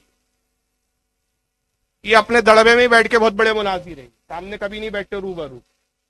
बस इनकी एक शर्त है कि हमारे ही चैनल पर आके मुनाजरा करो और हम बकवास करेंगे। अगर तुम जवाब दोगे तो तुम्हारी कभी ऑडियो गायब कर देंगे हम तुम्हारी, कभी तुम्हारा कनेक्शन कट जाएगा। सामने बैठ के हम बातें नहीं करेंगे। अब बेबुनियाद चीजों पे बकवास करता है। अभी खैर ये मेरा मौजू नहीं है, लेकिन सुन लीजिए इसके जबानी कि ये कुरान के बारे में खुद क्या अकीदा बयान कर रहा है। जरा सुनिए। چھوٹا سا سوال ہے قرآن کو لے کے. یہ ایک سوال میرے خیال سے کافی بار کیا ہوا آپ کے پروگرام پہ قرآن کے. اور سر جی دوسرا چھوٹا سا سوال ہے قرآن کو لے کے. یہ ایک سوال میرے خیال سے کافی بار کیا ہوا آپ کے پروگرام پہ قرآن کے کامل ہونے کا. ایک طرف سے قرآن میں ملتا ہے کہ اللہ نے وعدہ کیا یہ قرآن کامل ہے, ٹھیک ہے, تو ایک طرف سے کہاں لکھا ہے یہ قرآن کا؟ قرآن مطلب اللہ کا وعدہ ہے کہ یہ قرآن محفوظ ہے, ایسا کر کے آیت ہے. چلے خیر میں نے مجھے علم ہے, میں نے اِنَّا نَحْنُ نَزَّلْنَا الذِّكْرَ وَإِنَّا لَهُ لَحَافِظُونَ. ہم نے ان کو نازل کیا ہے اور ہم ان کی حفاظت کریں گے. اس کا ترجمہ یہ بنتا ہے ہم نے اس ذکر کو نازل کیا ہے اور ان کی ہم حفاظت کریں گے. ذکر سے کون مراد ہے؟ ذکر سے یہ کوئی ضروری نہیں ہے ذکر سے مراد قرآن ہو, ٹھیک ہے نا. سمجھ رہے آپ؟ سوال کرنے والا کہتا ہے کہ یہ قرآن محفوظ ہے. کہا بالکل محفوظ نہیں ہے. قرآن میں کہاں لکھا ہے کہ یہ محفوظ ہے؟ تو اس کو آیت تو نہیں معلوم تھی وہ سوال کرنے والے کو, لیکن اس نے توجہ دلایا کہ قرآن میں ایک طرح کا ذکر ہے, تو خود اس نے آیت پڑھی اِنَّا نَحْنُ نَزَّلْنَا الذِّكْرَ وَإِنَّا لَهُ لَحَافِظُونَ. تمام 1400 سال سے مفسرین صحابہ سے لے کر آج تک کے مفسرین کا اس پر اجماع ہے کہ ذکر سے مراد یہاں قرآن عظیم ہے. امت کا اتفاق کہ اللہ فرماتا ہے کہ حبیب ہم نے اس ذکر کو نازل کیا. تو ذکر کیا ہے؟ کیا نازل کیا بھائی اللہ نے؟ قرآن ہی ہے نا ذکر, قرآن کو ذکر ہی کہا گیا ہے. ہم نے اس ذکر کو نازل کیا اور اس کی حفاظت کا ذمہ ہم ہی لے رہے ہیں, ہم اس کی حفاظت کرنے والے ہیں. اور اگر اللہ حفاظت نہ کرے تو پھر اللہ کا یہ کلام جھوٹا نہیں ہو جائے گا کہ ایک جگہ اللہ قرآن کی تعریف بیان کرتے فرماتا ہے کہ یہ قرآن وہ ہے کہ ذالک لا ریب فیہ, اس میں کوئی شک کی گنجائش نہیں. اب اگر وہ محفوظ ہی نہ ہو تو پھر شک تو ہو گیا, شک کیا رہا, وہ تو بدل ہی گئی, تو پھر شک کی تو بات چھوڑی ہو تو کہاں کے کہاں چلا گیا. تو کہتا ہے کہ نہیں, ہاں ذکر سے مراد قرآن نہیں. دلیل اس کے پاس کچھ نہیں ہے, اس نے یہ نہیں سنا ہے کہ فلاں مفسرین کا قول ہے کہ یہ قرآن نہیں ہے. نہیں, ہمارے دل میں آیا ہم نے مان لیا. تو یہ اللہ یاری کا بھی آپ نے بیان سنا کہ خود اقرار کر رہا ہے کہ قرآن محفوظ نہیں ہے, اور قرآن میں اگر یہ بھی فرمایا کہ ہم نے اس کی حفاظت کا ذمہ لیا تو کہتا ہے اس سے مراد یہ قرآن نہیں. اب اس کو یاد رکھیے. اب دوسرا شیعہ کچھ کہتا ہے چوچو کا مربع ہے, کیونکہ ظاہر ہے جب عقیدے باطل ہو تو ایک ٹھکانے پہ ٹکتے نہیں یہ لوگ. اب یہ سنیے, یہ بھی پاکستان کا مولوی ہے, اس کا نام ہے مولوی شبیر حسن میسمی. زورا اکیڈمی ایک اکیڈمی ہے شیعوں کی بہت بڑی, جس کا رابطہ ایران تک سے ہے. یہ اس کا چیف ہے, چھوٹا موٹا مولوی نہیں ہے, کوئی مسجد کا امام نہیں ہے چھٹا اکبر کا. یہ ان کی زورا اکیڈمی, ان کی تنظیم کا بہت بڑا علامہ مولانا ہے. اب یہ کیا آپ دعویٰ کر رہا, ذرا اس کا دعویٰ سنیے. اور الحمدللہ اللہ تعالیٰ نے زہرا اکیڈمی کو یہ توفیق عطا فرمایا, میرے استاد حضرت آیت اللہ سید حسین مرتضی نقوی صاحب کو یہ ہمت دی کہ قرآن مجید کے ہاتھ سے لکھے ہوئے 4 اماموں کے نسخے انہوں نے تلاش کیے ہیں اور ان پر ریسرچ کی ہے, اور آہستہ آہستہ ہم نے اس کی سرٹیفیکیشن جو ہے وہ برٹش میوزیم لائبریری سے لی ہے کہ یہ کاغذ جو ہے اسی زمانے کا ہے جو زمانہ امیر المومنین السلام کا تھا. یار یہ اللہ تعالیٰ کا احسان ہے, میں اللہ تعالیٰ کا شکر ادا کرتا ہوں کہ زہرا اکیڈمی نے ایسے تو اللہ تعالیٰ نے کرم کیا کہ جن کے نام کی تھی وہ برکتی برکتیں ہیں, لیکن تاریخ کا یہ کام آپ کو آگے چل کے بتائے گا. میں یہاں سے اس وقت بیان کرنے کی پوزیشن میں نہیں ہوں, ورنہ اہل سنت کے ساتھ ہمارے اختلافات ایک دم سے کھڑے ہو جائیں گے اور ہم پھر اس کو حل نہیں کر سکیں گے. جیسے کہ اس وقت تو دشمن ڈھونڈ رہا ہے کوئی ایک چھوٹی سی چیز مل جائے اختلاف کی, اس کو ایسا دھماکہ کر دیا جائے. لیکن جب پورے 4 نسخے سرٹیفائی ہو جائیں گے, ان کے اندر جو چیزیں مسنگ نظر آ رہی ہیں ان کو ہم سرٹیفائی کر لیں گے, تو آپ کے سامنے وہ پیش کیا جائے گا اور آپ اس کی زیارت بھی کریں گے, دیدار بھی کریں گے, اور انشاءاللہ تاریخ اس بات کو لکھے گی کہ جہاں انقلاب اسلامی کی برکت سے تشیع کو اتنی عزت ملی, وہاں تشیع نے اوریجنل قرآن مجید کو ڈھونڈ نکالا اور عوام کو واپس دے دیا. تشیع کو اتنا عروج ملے گا کہ اوریجنل قرآن ڈھونڈ نکالا, اور امت کے انہوں نے کیا کر دیا, حوالے کر دیا. 4 اوریجنل نسخے ملے ہیں ان کو اماموں کے, ایک نہیں کتنے ملے ہیں, 4. یہیں ان کا مذاق دیکھو کہ کہے بک رہا ہوں جنون میں, نہ جانے کیا کیا کچھ نہ سمجھے خدا کرے کوئی. یہ جناب کی کیفیت ہے.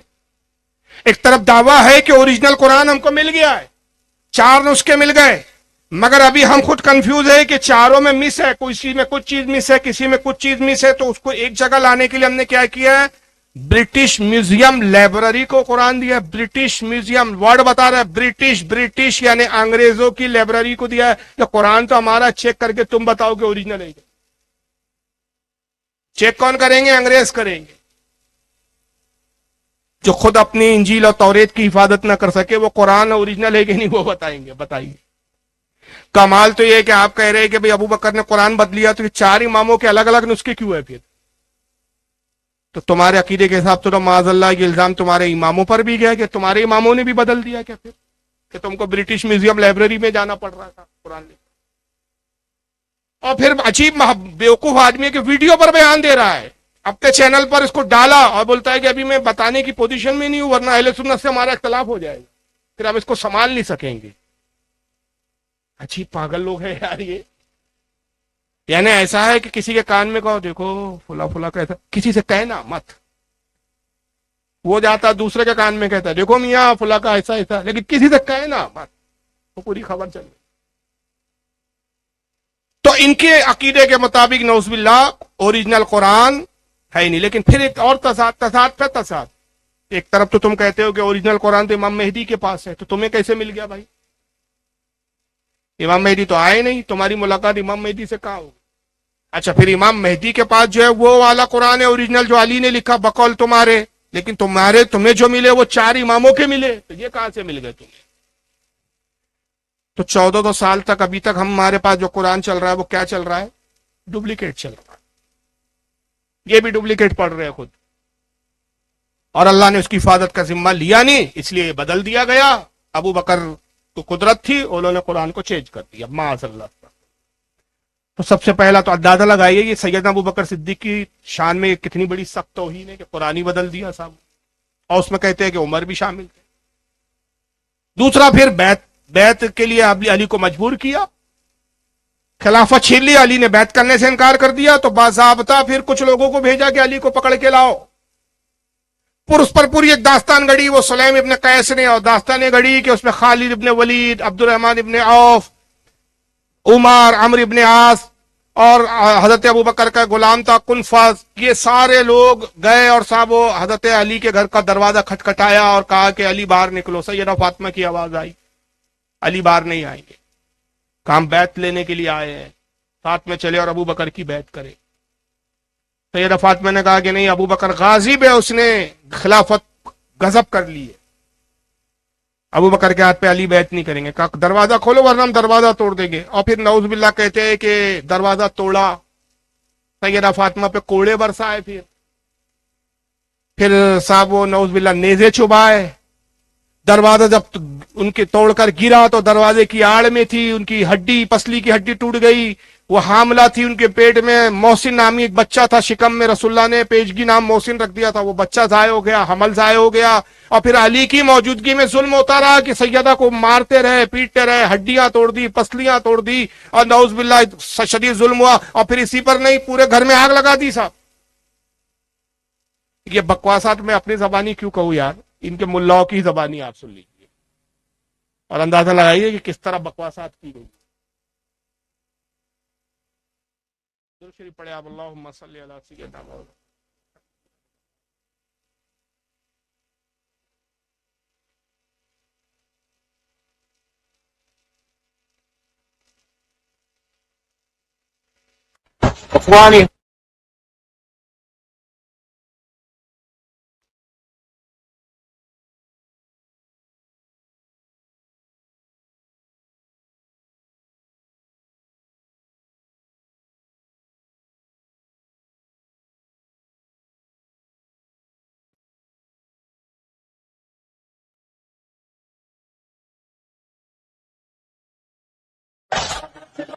ये बाकायदा फिल्माते हैं इस चीज को, ये माज़अल्लाह ये उमर बनाया है किसी को। और वो जो छुपी हुई है काला बुरके में, अंधेरा कायम रहे, उसको फातिमा बता रहे हैं। नो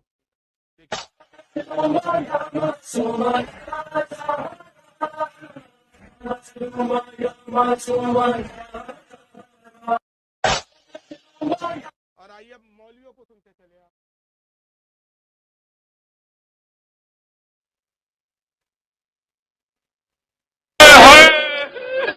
سامنے ہے باب الوائد ابو الفضل عباس کا علم، یہ ہے پاک شہزادی کی ذری. فضل بھائی مجھے بی بی کی ذری کی قسم، عباس کے علم کی قسم، اللہ کی وحدانیت کی قسم، رسول کی رسالت کی قسم، علی کی امامت کی قسم. جھوٹ بولنے کا طریقہ دیکھو، اس کی قسم، ابا کی قسم، اماں کی قسم، بچوں کی قسم، بیٹوں کی قسم، تاکہ سننے والوں کو لگے یار کتنا سچائی بول رہے ہیں. مگر 2 لفظوں میں ان کی بکواس کا رد کر دوں گا، آپ سنتے چلیں ان کی بکواس. سامنے ہے باب الوائد ابو الفضل عباس کا علم، یہ ہے پاک شہزادی کی ذری. فضل بھائی مجھے بی بی کی ذری کی قسم، عباس کے علم کی قسم، اللہ کی وحدانیت کی قسم، رسول کی رسالت کی قسم، علی کی امامت کی قسم، حسن کے کفن کی قسم، حسین کے سجدے کی قسم، غلط پڑھوں قیامت والے دن شہودیوں میں میرا شمار ہو، علی کے دشمنوں میں میرا شمار ہو. اتنی بڑی بد دعا دے کے اپنے سنی بھائیوں کو بتانے لگا ہوں قتل ہوئی ہے تمہارے نبی کی بیٹی. بڑی موت نہیں، دروازے پہ آ کے مسلمانوں نے مارا ہے محمد کی اکلوتی بیٹی کو. زہرا کے دروازے پر لکڑیوں کا ایک ڈھیر آ گیا. عبد الرحمان بن عوف لکڑیاں لگا رہا تھا، خالد بن ولید ہاتھ میں مشعل جلا کے کھڑا تھا. میں نے نام لیے ہیں منبر پہ، مجھے زہرا کی غربت کی قسم ہے. یوں لکڑیوں کا ڈھیر لگ گیا، یوں لکڑیاں دیکھی. فضا نے دیوار کے باہر سے دیکھا کہ لوگوں کا ایک ہجوم ہے. علی حجرے کے اندر تھے، زہرا حجرے کے اندر تھی. باہر سے آواز آئی علی کو باہر بھیج ورنہ ابھی تھوڑی دیر بعد گھر کو آگ لگ جائے گی. فضا کی آوازیں مصروف ہوگی جمع قرآن، علی قرآن جمع کرنے میں مصروف ہے. علی نے قسم کھائی ہوئی ہے جب تک قرآن کو جوڑیں گے نہیں. علی اپنے کاندھے پہ آواز بی بی دروازہ کھولتی ہے یا نہیں یہ کہہ کر پھر دروازہ جلا دیا، پھر جل گیا دروازہ. کاش فقط دروازہ ہی جلا ہوتا. ابھی دروازہ کچھ جلا تھا، کچھ بچا تھا. ان میں سے ایک نے بڑھ کر دروازے کو لات سے ٹھوکر مار کے گرا دیا. جلتا دروازہ جب گرا، روایتوں میں لکھا ہے دروازے کی کیل بیوی کے پہلو میں جا کے پیوست ہو گئی، دروازے کے پیچھے گر گئی. انہوں نے پرواہ نہیں کی، نبی زادی در کے پیچھے افتادہ ہے خاک پر اور گزر کے چلے گئے. دروازہ پھلا. وہ شخص جس نے دروازے کو لات ماری، نام تو آپ کو پتا ہے، یہ نام میں لے سکتا ہوں، وہ نام ہے قنفذ. اس نے جلتے ہوئے دروازے کو لات ماری اور جلتا ہوا دروازہ سیدہ پر گیا. آیت اللہ فضل اللہ کمپانی مرثیہ لکھتے ہیں اس دروازے میں لوہے کی ایک کیل، اس کیل نے سیدہ کا پہلو توڑ دیا. بدماش دروازے کو اندر دھکا دیتے تھے. اکیلی زہرا دروازے کو بند کرتی تھی. دروازے کے پیچھے زہرا، باہر مسلمانوں کی فوج. ایک ظالم کی آواز آئی آگے سے ہٹ جاؤ ورنہ میں آگ لگا دوں گا. بطول کی آواز آئی حیا کر، میں تیرے نبی کی بیٹی ہوں. ظالم نے لکڑیاں کٹھی کی، دوسرے نے آگ لگائی. آدھا دروازہ چل گیا. صرف لکڑی کا دروازہ نہ تھا، اس میں لوہے کی میخیں تھی. دروازے کے اندر لوہے کی میخیں آگ میں گرم ہو گئی. دروازے کے پیچھے بطول کھڑی ہوئی. ظالم نے دروازے کو ٹانگ ماری، چلتا ہوا دروازہ محمد کی بیٹی پر گرا. یا قنفذ حرامی نے تابیانہ اٹھا کے ساتھ کی دھاتی. یہ میں نے کچھ جھلکیں دکھائی، یہاں سے لے کر وہاں تک سارے مولوی یہی بیان کرتے ہیں. اب اس مولوی نے نام لیا ہے کہ بھئی کس نے کیا یہ، سنیے اس کو. ہم نے یزید کے معاملے میں دلیری دکھائی، ہم نے کھل کے بتایا یزید صرف رسول کا قاتل ہے. اگر ہم رسول کے قاتل کا نام ہی بتا دیتے، جیسے ہم نے بتایا کہ صرف رسول کا قاتل یزید ہے، اگر ہم بتا دیتے کہ بنت رسول کا قاتل عمر ہے تو جیسے یزید کو لعنت ہوتی. خدا کی لعنت ہو پاک سیدہ کو شہید کرنے والوں پر. خدا کی لعنت ہو ہر اس شخص پر کہ جو ان ظالموں اور قاتلوں کے عمل پر راضی رہا. خدا کی لعنت ہو ہر اس شخص پر کہ جو قاتل سیدہ کو محترم سمجھتا ہے. خدا کی لعنت ہو ہر اس شخص پر کہ جو قاتل سیدہ کے بارے. اب اس جاہل کی بکواس پر صرف 2 باتیں میں عرض کروں گا. سب سے پہلے کہ تیری جملے تجھ پر کہ خدا کی لعنت ہوئی جھوٹ گڑنے والے پر. بولو یار آمین. خدا کی لعنت ہو اس بکواس کرنے والے پر. سیدہ فاطمہ اپنی طبعی موت کی بنیاد پر ان کا انتقال ہوا. کوئی شہید وحید نہیں کیا گیا، سب ڈرامہ ہے. اس کے صرف 2 جواب ہے. سب سے پہلی بات یہ بتائیے، آپ اور ہم اتنے بے غیرت نہیں ہے کہ ہماری نگاہوں کے سامنے ہماری بیوی کو پیٹا جائے اور ہم دیکھتے رہیں؟ بھائی اپنی بیوی کی حفاظت کے لیے کچھ تو کریں گا آدمی جدوجہد. بات کس کی ہو رہی ہے؟ علی کی بیوی کی، نبی کی شہزادی کی. وہ علی جو ایک ہاتھ میں خیبر کا دروازہ اکھاڑ لے، وہ اپنے گھر کے دروازے کی حفاظت نہیں کر سکا.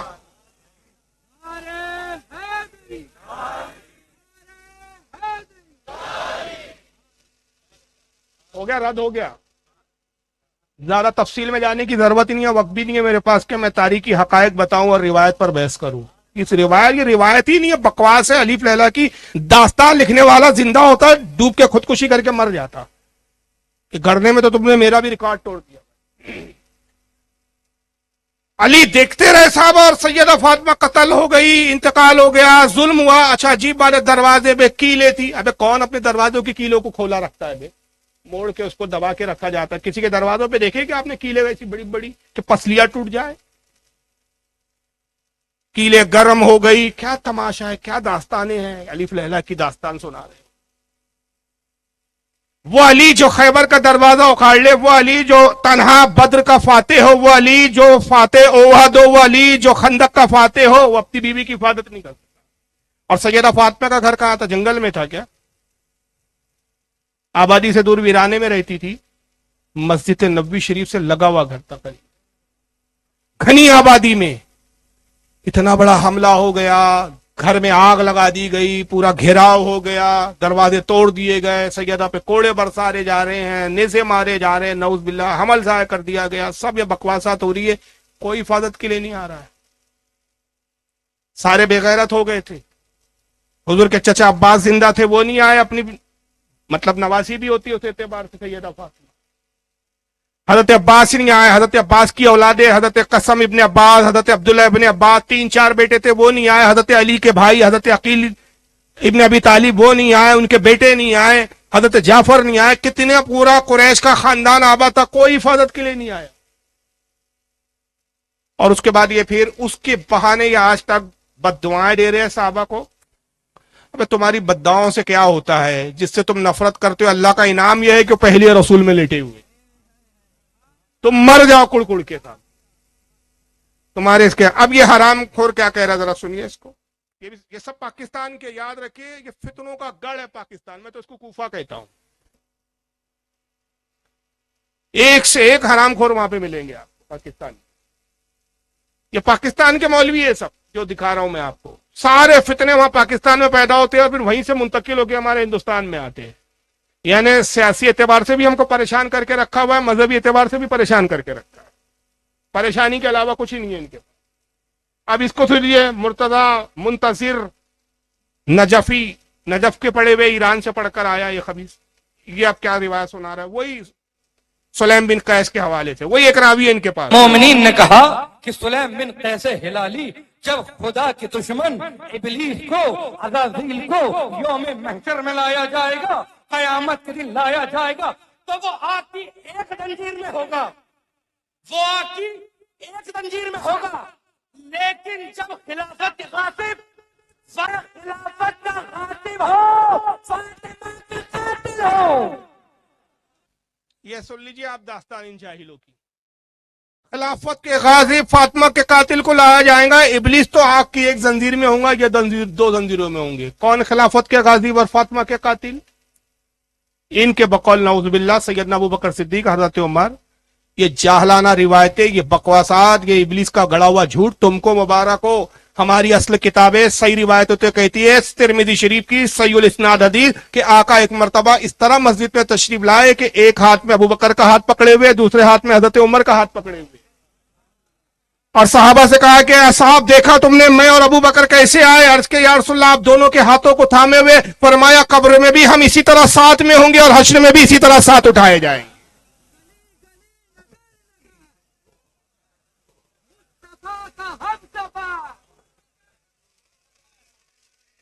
چلو تمہیں یہ روایت نہ منظور، تم کہو گے نہیں تمہاری ترمذی کو ہم نہیں مانتے. چلو ایک بات تو تمہارا باپ بھی مانیں گا، کیونکہ تمہاری بھی کتابوں میں دکھانا اور اس کو ثابت کرنا میری ذمہ داری.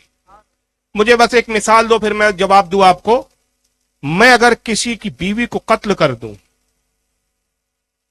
میں کسی کی بیوی کو قتل کر دوں اور قتل کرنے کے پھر کچھ عرصے کے بعد اسی گھر میں پھر اسی گھر میں ایک لڑکی کے لیے پیغام بھیجوں، وہ گھر کے لوگ مجھے لڑکی دینا پسند کریں گے؟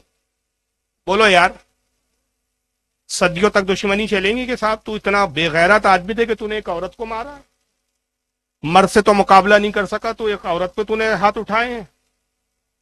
اگر یہ واقعہ ہوا ہوتا تو ان بغیرتوں سے پوچھو کہ پھر حضرت عمر رضی اللہ تعالیٰ عنہ کے نکاح میں مولا علی کی بیٹی ام کلثوم کیسے آ گئی؟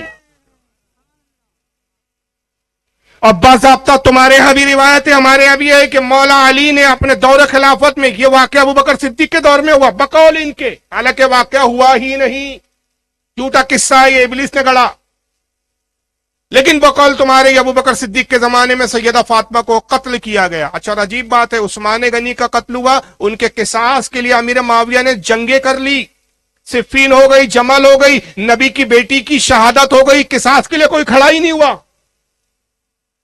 عجیب منطق ہے تمہاری، پوری زندگی حضرت علی نے سیدہ فاطمہ کے قصاص کا مطالبہ نہیں کیا، کوئی اہل بیت میں کھڑا نہیں ہوا کہ سیدہ فاطمہ کے قاتلوں کو سزا دی جائے، اور یہاں پوری جنگیں ہو رہی ہے، حضرت زبیر، حضرت طلحہ، حضرت عائشہ علی سے خلاف ہو گئی اس بنیاد پر کہ آپ قاتلان عثمان سے بدلہ کیوں نہیں لے رہے ہیں، جمل واقع ہو گئی اس کے نتیجے میں۔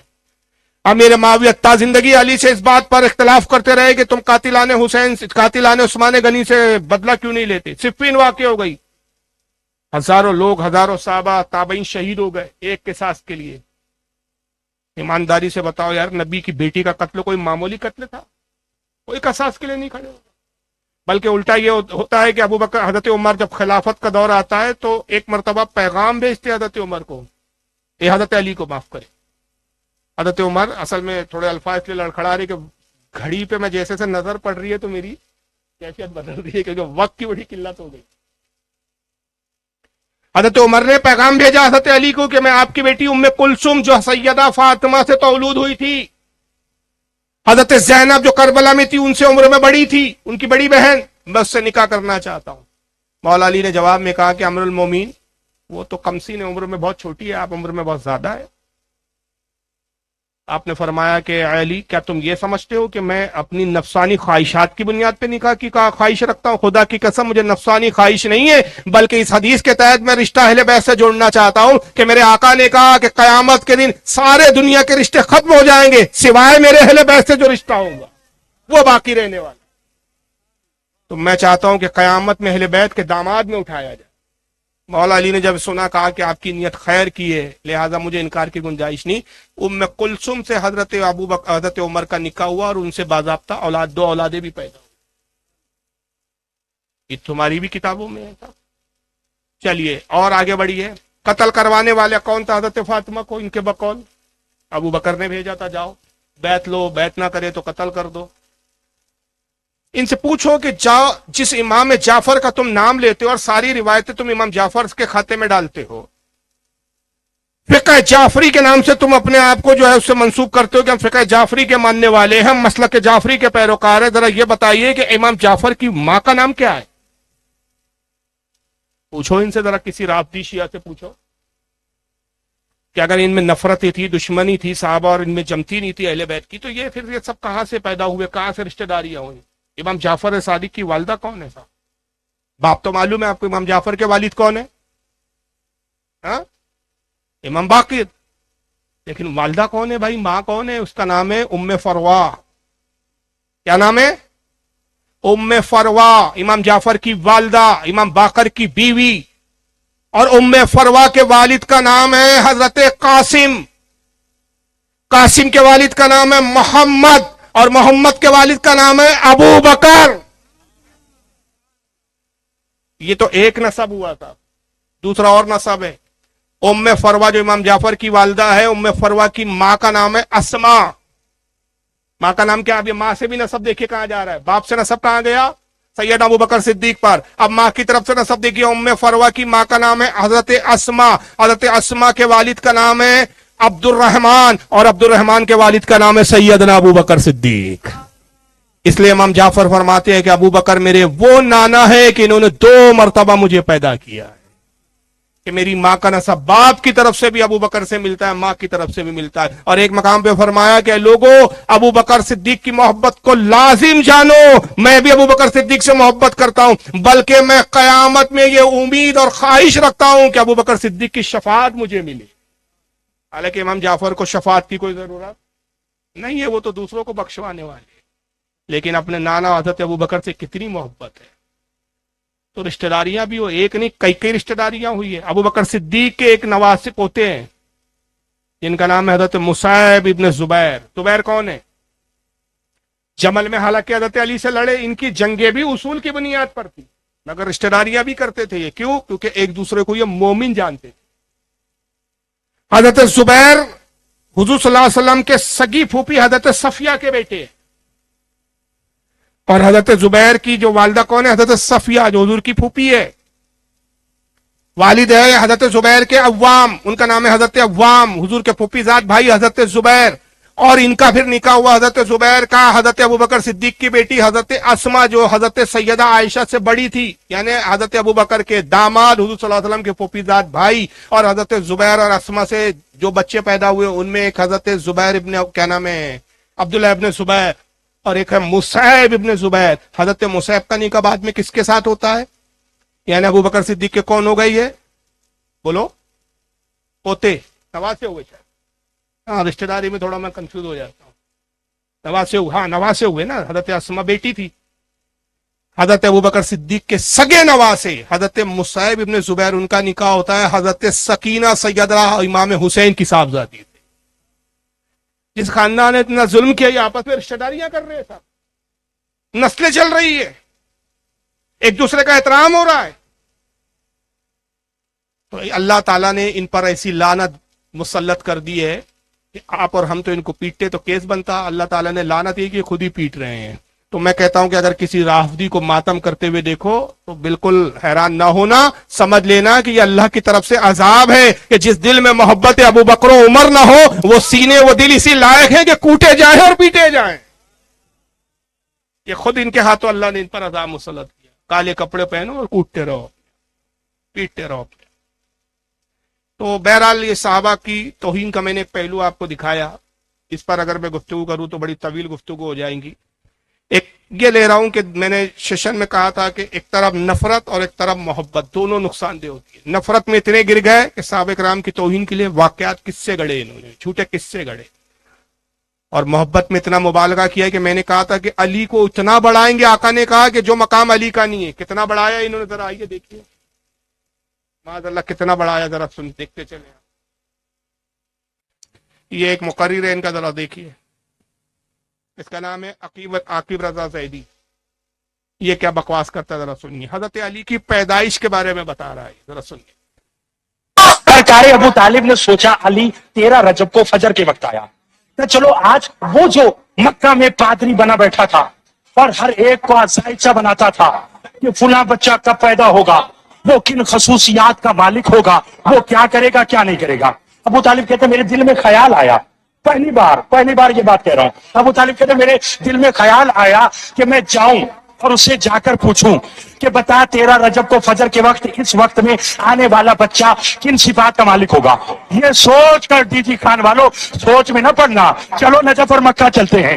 ابو طالب پادری کے پاس آئے، احترام ابو طالب میں پادری کھڑا ہوا، کیوں آئے؟ ابو طالب کہتے ذرا ایک ذائچہ بنا، کیا ذرا دیکھ تو صحیح 13 رجب فجر کے وقت اتنے بج کر اتنے منٹ پر ایک بچہ پیدا ہوا ہے، بتا وہ کن صفات کا مالک ہوگا۔ ایک بچہ آیا ہے، بتا وہ کن صفات کا مالک ہوگا۔ سپتین کو مجھے ہیدیہ مسجد کے اس ممبر کی عظمت کی قسم، پادری نے بچہ اٹھایا، کاغذ قلم لیا، ایک ذائچہ بنایا، دیکھا، پھاڑ دیا، دوسرا لیا، بنایا، پھاڑ دیا، تیسرا لیا، بنایا، پھاڑ دیا، چوتھا لیا، بنایا، پھاڑ دیا۔ جب لاتعداد ذائچے بناتا رہا، پھاڑتا رہا، ابو طالب نے کہا بتاتا کیوں نہیں کہ 13 رجب کو اتنے بجے جو بچہ آیا وہ کیا ہوگا؟ پادری کھڑا ہو کر کہنے لگا ابو طالب جو وقت تو بتا رہا ہے اس میں اللہ تو پیدا ہو سکتا ہے، بچہ پیدا کون پیدا ہوا؟ علی کی ابو طالب علی نہیں پیدا ہوا تھا، وہ خدا پیدا ہو گیا تھا۔ 13 رجب کو علی کی پیدائش ہی، ابو طالب ایک پادری کے پاس گئے، ذرا ذائچہ بنا۔ ذائچہ سمجھتے ہیں؟ ابھی اردو ورڈ استعمال کیا، ذائچہ، جس کو ہماری ہندوستانی زبان میں ہم بولتے ہیں کنڈلی، بولتے ہیں بھائی کنڈلی بناؤ، پنڈتوں سے بناتے ہیں ہمارے ہاں جو ہندوستان کے جو غیر مسلم ہوتے ہیں، بھائی کنڈلی بناؤ، ذرا اس کا مستقبل فیوچر بتاؤ، اس بچے کا مستقبل کیا ہوگا، فیوچر کیا ہوگا۔ کیا کریں گا کیا بنے گا. اس نے ذائچہ لیا. ذائچہ مطلب کھانے بناتے ہیں, کھانے میں عدد بھرتے ہیں, اس سے پتہ لگاتے ہیں بھائی یہ ہوگا یہ ہوگا یہ ہوگا. تو ذائچہ بنایا, کاغذ لیا, موڑا پھینکا, پھر دوسرا کاغذ لیا, پھر ذائچہ بنایا, موڑا پھینکا, لاتعداد ذائچے بناتا رہا, کاغذ پھینکتا رہا. ابو طالب دیکھتے رہے, پھر کہا بے بتاتا کیوں نہیں, کاغذ ہی موڑ موڑ کے پھینکے جا رہا ہے. کہ ابو طالب جو گھڑی جو ساعت جو تاریخ تو بچے کی پیدائش کی بتا رہا ہے, اس میں اللہ تو پیدا ہو سکتا ہے, بچہ پیدا نہیں ہو سکتا, اس لیے میں بنا نہیں پا رہا ہوں. اللہ کا مستقبل کیا بتا. تو نعوذ باللہ علی کو اتنا بڑھا دیا کہ نعوذ باللہ خدا کہہ دیا. مگر یہ بھول گئے کہ اللہ کی تعریف یہ ہے, اللہ کی صفات یہ ہے, لم یلد ولم یولد, نہ اس نے کسی کو جنا نہ وہ کسی سے پیدا ہوا. کہ علی پیدا ہوئے, پیدا بھی ہوئے, ان سے بھی پیدا ہوئے, حسین ان سے پیدا ہوئے, حسن ان سے پیدا ہوئے, کلثوم ان سے پیدا ہوئی ہے, محسن ان سے پیدا ہوئے, زینب ان سے پیدا ہوئی ہے, حضرت عباس علمبردار ان سے پیدا ہوئے, محمد ابن حنفیہ ان سے پیدا ہوئے. 17 یا 18 کے قریب اولاد ہے مولا علی کی, 1 2 نہیں 18 بچے پیدا. خود علی پیدا ہوئے, خدا نہیں ہو سکتا. مگر کیا کیا جائے اس فرقے کا کہ عجیب کیفیت ہے, عجیب حال. آئیے ذرا ان کو سنیے. اس کا نام ہے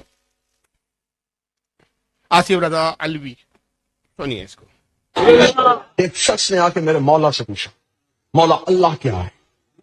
مولا نے فرمایا کوفے والوں میرا اللہ ایسا ہے, کوفے والوں میرا اللہ ایسا ہے, کوفے والوں میرا اللہ ایسا ہے, کوفے والوں میرا اللہ ایسا ہے, کوفے والوں میرا اللہ ایسا ہے, کوفے والوں میرا اللہ ایسا ہے. علی توحید کی باتیں کر رہا تھا, یہ بندہ اٹھ کے کھڑا ہو گیا. اس نے کہا اے علی تو اللہ کی باتیں کر رہا ہے, تو نے اللہ دیکھا ہے. علی نے فرمایا میں اسے سجدہ کرتا ہی نہیں جسے میں نے دیکھا نہ ہو, میں اسے جھکتا ہی نہیں جسے میں نے دیکھا نہ ہو, میں اسے سجدہ ہی نہیں کرتا جسے میں نے دیکھا نہ. اتنا کہنا تھا جہاں سے لے کے آخری کھڑے بھائی بزرگ کا جتنا مجمع مبادیوں کا حلالیوں کا رزق علی کا کھاتے ہو, زندگی علی سے لیتے, اولاد علی سے لیتے ہو, اپنے ہاتھوں سے علم عباس کی طرح ہوا میں لہراتے ہوئے نقب میں میرے مولا کو خراج پیش کرنا ہے. اس نے کہا اچھا مولا اگر تو نے اللہ دیکھا ہے, یہ دعویٰ آدم نے نہیں کیا, یہ دعویٰ نوح نے نہیں کیا, یہ دعویٰ ابراہیم نے نہیں کیا, یہ دعویٰ موسیٰ نے نہیں کیا. پہلی بات تو نے سے ممبر پہ کہہ دیا کہ تو نے اللہ دیکھا ہے.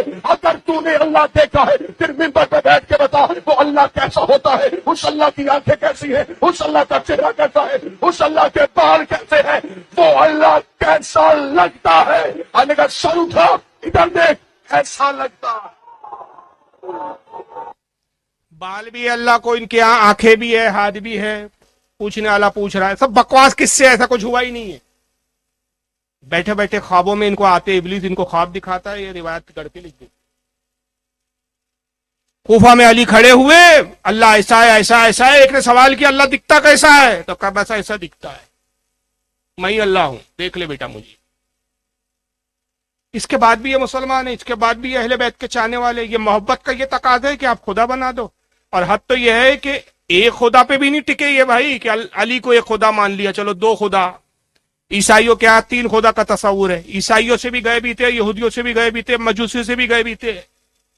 قوم عیسائی میں ٹرینٹی کا عقیدہ ہے, 3 خدا کا تصور ہے. عیسائی کہتے ہیں 3 خدا ہے, ایک اللہ جو کائنات کا پیدا کرنے والا, دوسرا حضرت عیسیٰ جو خدا کے بیٹے وہ بھی خدا ہے, تیسرا روح قدس یعنی جبریل وہ بھی خدا ہے.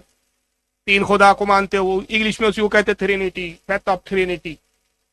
یہودی کہتے ہیں کہ 2 خدا ہے, خالی کے حضرت عزیر علیہ السلام خدا ہے اور ایک اللہ ہے خدا. عزیر حالانکہ ہمارے ہاں پیغمبر ہے, ہم نبی مانتے, پیغمبر مانتے, خدا نہیں مانتے. یہودی کہتے وہ بھی خدا ہے, خدا کے بیٹے ہیں. مجوسی 2 خداؤں کے قائل ہے, وہ کہتے ہیں خالق خیر ہے, ایک خالق شر ہے. دنیا میں جو کچھ اچھا ہو رہا ہے وہ خالق خیر کرتا ہے, دنیا میں جو کچھ برا ہو رہا ہے وہ خالق شر کرتا ہے. 2 خدا ہے جو الگ الگ ڈپارٹمنٹ چلا رہے.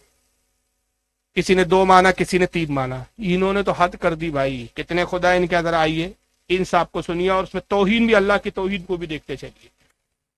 اس کا نام ہے علی باقر نقوی, اس کو سنیے. خمینی اپنی کتاب سیر الصلاۃ میں لکھتے ہیں, خمینی اپنی کتاب سیر الصلاۃ میں لکھتے ہیں امام. کون خمینی بتا دوں بھائی آپ کو جس کا کتاب کا حوالہ دے رہا ہے. یہ وہی خمینی ابھی اس کا شاگرد مارا تھا خامنائی, اور ہمارے جاہل بڑے جا رہے تھے, شہید ہو گئے صاحب. جنت میں جائیں گے, تمہارے باپ کی جنت ہے, تم بھیجو گے. جنت جس کو اللہ نے ہبا کر دی اس نے بتا دیا جنت میں کون جائیں گا. یہ نہیں جائیں گے جو صحابہ کے گستاخ کے. کون جائیں گا؟ آقا نے فرمایا قوم بنی اسرائیل میں 72 فرقے ہوئے, इन्ना बनी इसराइल तफर्रकत अला सिंतईन व सबईन मिल्ला, कहा बनी इसराइल में इख्तलाफ हुआ, 72 फिरके हुए, व तफ्तरिकु उम्मती अला सलासीन व सबईन मिल्ला, और मेरी उम्मत में जब इख्तलाफ होगा तो मेरी उम्मत 73 फिरकों पे बढ़ जाएंगी। कुल्लुहुम फिन्नार, सब के सब जहन्नम में जाएंगे, इल्ला मिल्लतन वाहिदा, सिर्फ एक जमात होंगी जो जन्नत में जाएंगी। कालू मन हिया या रसूल अल्लाह, अल्लाह के नबी जन्नती जमात की क्या निशानी है? साहबा ने पूछा। काला माना अलैहि व असहाबी, का जो मेरे और मेरे सहाबा के अकीदे पर होगा वही जन्नत में जाएगा, वही जन्नती जमात वाला हो। तो ये तो सहाबा के अकीदे पे ही नहीं, तो जन्नती कहाँ है? मरने से जन्नत मिल जाती क्या? तो मरते तो बहुत सारे हैं, तो कैसा मरने से जन्नत ही मिल जाती क्या? अब वैसे भी ये क्या कौन सा इलाका है आपका? सूबा गुजरात, यहाँ खुल के बोलने में भी बड़ी पाबंदी है, वरना फिर मैं कुछ नाम गिना देता। मरे तो ये भी है, तो अब क्या इनको भी जन्नती बोलोगे? जन्नती होने के लिए सबसे अजीम शर्त है ईमान। तो साहब ये खुमैनी कौन है? उसका ही शागिर्द था ये खामनाई, और उसका उस्ताद था खुमैनी। और खुमैनी का किरदार बताने के लिए पूरी मुस्तकिल तकरीर चाहिए कि किस तरह का आदमी था ये। लेकिन बहरहाल उसने किताब लिखी सिर्रुस सलाह, उस किताब के सिर्रुस सलात के हवाले से ये उसी जमात का मौलवी ये वाकया सुना रहा है। जरा किस्सा सुनिए। लिखने वाला भी काफिर, बोलने वाला भी काफिर, और माज़अल्लाह जो इसको माने उसके भी मुसलमान ने उसके भी कुफ्र में कोई शक नहीं। क्यों? बकवास क्या है, जरा सुनिए। खुमैनी अपनी किताब सिरुल सलात में लिखते हैं, खुमैनी अपनी किताब सिरुल सलात में लिखते हैं, इमाम के कौल के साथ कुछ भी नहीं बचेगा। सूरज, चांद, सितारे, नजम, कवाकी, वो रूहें, जिन्स, इंस, फरिश्ते, कुछ भी नहीं बचेगा, सिर्फ अल्लाह। अल्लाह रह जाएगा, अल्लाह ही होगा बस, और कुछ नहीं होगा। हर जगह हु होगा, हु का आलम होगा, सिर्फ अल्लाह रह जाएगा। जब वो अकेला रह जाएगा तो खुमैनी कहते हैं अकेले में उसका दिल घबराएगा। रोक रहा हूं मैं, अभी बात पूरी नहीं हुई। ये पहला कुफ्र गिनते जाइए। कुछ भी नहीं बचेगा। रिवायत तो हमारे यहां भी है, लेकिन इस तरह नहीं।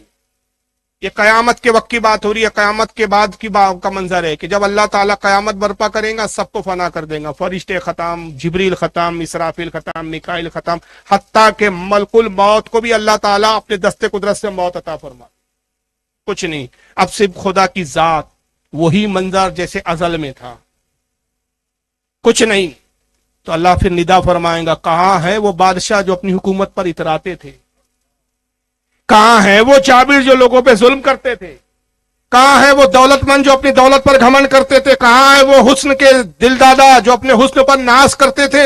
आज बादशाहत किसके लिए है? आज ताकत किसके लिए है? आज कुव्वत किसके लिए है? आज जमाल किसके लिए है? आज कब्जा किसके लिए है? आका फरमाते कोई हो तो जवाब दे, कोई है ही नहीं। तो फिर खुद ही जवाब इरशाद फरमाएगा कि आज ताकत मेरे लिए है, बादशाहत मेरे लिए है, शहंशाहत मेरे लिए है, मैं हमेशा से था, हमेशा हूं, हमेशा रहूंगा। फिर फरमाएगा कुन फयकून, हो जा, फिर सब दोबारा जिंदा हो जाएंगे। फिर हश्र बरपाऊंगा, फिर हिसाब व किताब होगा। ये है हमारे हम एतदाल वाली रिवायत। जरा इनकी बकवास सुनो। जब कुछ नहीं रहेगा, तन्हा अल्लाह रहेगा, तो तन्हाई में अल्लाह का दिल घबराएगा। यानी अल्लाह को तो पहले जिस्म वाला बताया है, उसका दिल भी है, धड़कता भी है, उसमें घबराहट भी होती है। अच्छा, घबराता कब है आदमी? अपने से ज्यादा ताकतवर किसी को पाता है, उससे घबराता है, उससे डरता है। माज़अल्लाह, अल्लाह से बड़ा कौन ताकतवर है जिससे अल्लाह का दिल घबराए? अल्लाह क्या भूत प्रेतों से डरता है? किससे डरता है माज़अल्लाह? क्यों घबराहट हो रही है? क्यों बेचैनी हो रही है? अल्लाह बेचैन होता है? नऊज़ुबिल्लाह, अस्तग़फिरुल्लाह।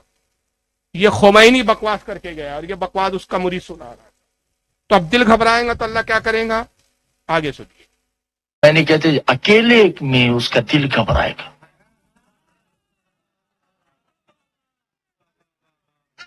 फिर दिल का दिल परेशान होगा, फिर वो आवाज देगा, यतारफ जुल्मत ही, कोई है जो तन्हाई में मेरा दिल बहलाए। और सारी कौम इनकी जाहिल, कुफ्र बकता है वो, हाय हाय हाय हाय हाय हाय हाय हाय हाय, पागल होता है। अकले नहीं है, घुटनों में अकल है तुम्हारी। कुफ्र बक रहा है तुम्हारा मौलवी, जाहिल हो, और तुम हाय हाय हु कर रहे हो। यानी बिल्कुल नंदी बैल होते हैं, बस मुंडी हिलाना जानते, होय होय होय। اکیلے میں جب اس کا دل گھبرائے گا تو اللہ کہیں گا کوئی ہے جو اس تنہائی میں میرا دل بہلائے، گھبراہٹ ہو رہی ہے، پریشانی ہو رہی ہے، تو اب آواز آئیں گی صاحب، اب اللہ کا دل کون لوگ بہلائیں گے ذرا سنیے۔ جو تنہائی میں میرا دل بہلائے، کیا ہو گیا آپ لوگوں کو دکھانے محترم؟ کون ہے جو تنہائی میں میرا دل بہلائے؟ اس وقت معصوم نے کہا کہ ایک آواز آئے گی، انا انت القلب الحلوب، ہم ہیں نا تیرا دل بہلانے کے لیے۔ اس وقت اللہ کہے گا آئینہ آئینہ، یہ آواز کہاں سے آئی ہے؟ اللہ کو بھی نہیں معلوم آواز کہاں سے آئی، آئینہ آئینہ کدھر سے آئی ہے، ڈھونڈو پتہ لگاؤ۔ اب کوئی تو ہے ہی نہیں، اچھا یہیں اب پہلا تو جھوٹ یہیں پکڑ گیا کہ جب تم کہہ رہے ہو کہ سب فنا ہو جائیں گا تو پھر یہ آواز لگانے والے کیسے بچ گئے؟ تو آواز آئیں گی انا، تو اللہ کہیں گے آئینہ آئینہ کدھر سے آواز آئی، کدھر سے آئی، پیچھے سے آئی، آگے سے آئی، معاذ اللہ کدھر سے آئی۔ اللہ کہہ رہا ہے جس سے کوئی شے پوشیدہ نہیں، وہ کہہ رہا ہے آواز کہاں سے آ رہی، یہ آواز کہاں سے آ رہی ہے؟ کانا علی، میں علی ہوں۔ ادھر سے آواز آئے گی انا محمد، میں محمد ہوں۔ ادھر سے آواز آئے گی انا فاطمہ، ادھر سے آواز آئے گی انا حسن، ادھر سے آواز آئے گی انا حسین۔ ہم پانچ ہیں نا تیرا دل بہلانے کے لیے۔ اس وقت اللہ جس کا چہرہ نہیں مسکرا کے کہے گا میں نے تو یہ کہا ہی نہیں کہ تم میرا دل بہلاؤ، تم تو میں ہوں۔ میں کہہ رہا ہوں تمہارے علاوہ کوئی ہے جو میرا دل بہلائے، تو آواز آئے گی انا الاب الفضل العباس ہے۔ پانچ آوازیں آئیں گی، انا علی، میں علی ہوں، انا فاطمہ، میں فاطمہ ہوں، انا حسن، انا حسین، میں حسن ہوں، میں حسین ہوں، میں محمد ہوں۔ پانچ آواز آئیں گی، ہم کہیں گے ہم پانچ ہیں نا تیرا دل بہلانے کے لیے۔ اللہ کہیں گا تم سے تھوڑی کہا، تم تو میں ہوں، تم میں مجھ میں کوئی فرق ہے؟ کتنے خدا ہیں؟ 6۔ تمہاری اور میری ذات میں کوئی فرق نہیں۔ اور ابھی تو کہہ رہے تھے پہلے ایک مولوی صاحب کہ اللہ ہی پیدا ہو گیا تھا، اب وہاں اتنے 5 اور ہو گئے صاحب۔ تو چھٹی آواز آئیں گی پھر انا ابو الفضل عباس ہی، میں عباس علم بردار، وہ پھر اللہ کا دل بہلا۔ یہ 5 نہیں بہلا پائیں گے کیونکہ یہ تو خدا کی ہی ذات ہے، خدا ہی ہے یہ تو 5۔ اللہ کہہ رہا ہے کہ میں تو میں ہوں، تم میں، کوئی فرق ہے ہم میں تم میں؟ تو یہ اس طرح کی بکواسات ہے۔ بس آخری میں کلپ، وقت نہیں ہے ورنہ میں اور بھی بہت ساری چیزیں آپ کے سامنے رکھتا، کہ آج بنام سنی جو اپنے آپ کو مولائی کہتے ہیں، اب نام لے رہا ہوں، ان جاہلوں کو سن سن کے گمراہ ہو رہے ہیں۔ ان جاہلوں کو کی باتوں کو روایت سمجھتے ہیں، لیکن نعوذ باللہ یہ کس حد تک گر گئے ہیں۔ ذرا آئیے دیکھیے، یہ 2 توہین کے میں آپ کے سامنے پہلو رکھ رہا ہوں اور اسی پہ اختتام کروں گا۔ یہ سنی ٹاک جو ہے ایک اہل سنت کا UK میں سنیوں کا چینل ہے۔ یہ چند سال پرانی ویڈیو ہے، نئی نہیں ہے، کافی سال پرانی ہے، لیکن دکھا اس لیے رہا ہوں کہ دیکھیں یہ کتنے بدبخت ہوتے۔ ایک طرف یہ محبت کی بات کرتے، ابھی ایران کا جو سانحہ چل رہا تھا تو یہ اتحاد کی دعوت باتیں کر رہے ہیں۔ ہمارے یہاں کے بھی بہت سارے جاہل بڑے جلدی جذبات میں آ جاتے، بڑے جلدی جذبات میں آ گئے تھے صاحب۔ ہم کہتے ہیں وہ ایک الگ بات ہے کہ وہ سیاسی اعتبار سے کسی کی تائید کرنا نہ کرنا وہ ایک الگ مسئلہ ہے، لیکن مذہبی معاملے میں ان سے ہمارا کبھی اتحاد نہیں ہو سکتا۔ ہم ان کو مسلمان نہیں سمجھ سکتے، ان کو شہید نہیں کہا جا سکتا، ان کو جنتی نہیں کہا جا سکتا۔ کیوں؟ اگر یہ جنتی ہے تو معاذ اللہ پھر یہ جو نبی کے پہلو میں لیٹے جن کو یہ گالیاں بکرے، پھر ان کے بارے میں تمہارا کیا عقیدہ؟ کہ اللہ تعالیٰ نے اپنے نبی کے پہلو میں کافروں کو رکھا؟ 21 محرم الحرام کی تاریخ تھی جب یہ شو چل رہا تھا اور یہ اہل سنت کے کچھ علماء بیٹھ کے مولا علی کی شہادت پر گفتگو کر رہے تھے، تو ایک بدبخت خبیث شیعہ نے اپنا نام سنی بتا کر، تاکہ کال نہ کاٹ دے، پہلے اپنے آپ کو سنی بتایا اور اس کے بعد اس نے حرکت کیا کی ہے، ذرا سنیے، دیکھیے۔ ہمارے ساتھ محمد عمر صاحب لندن سے ہیں۔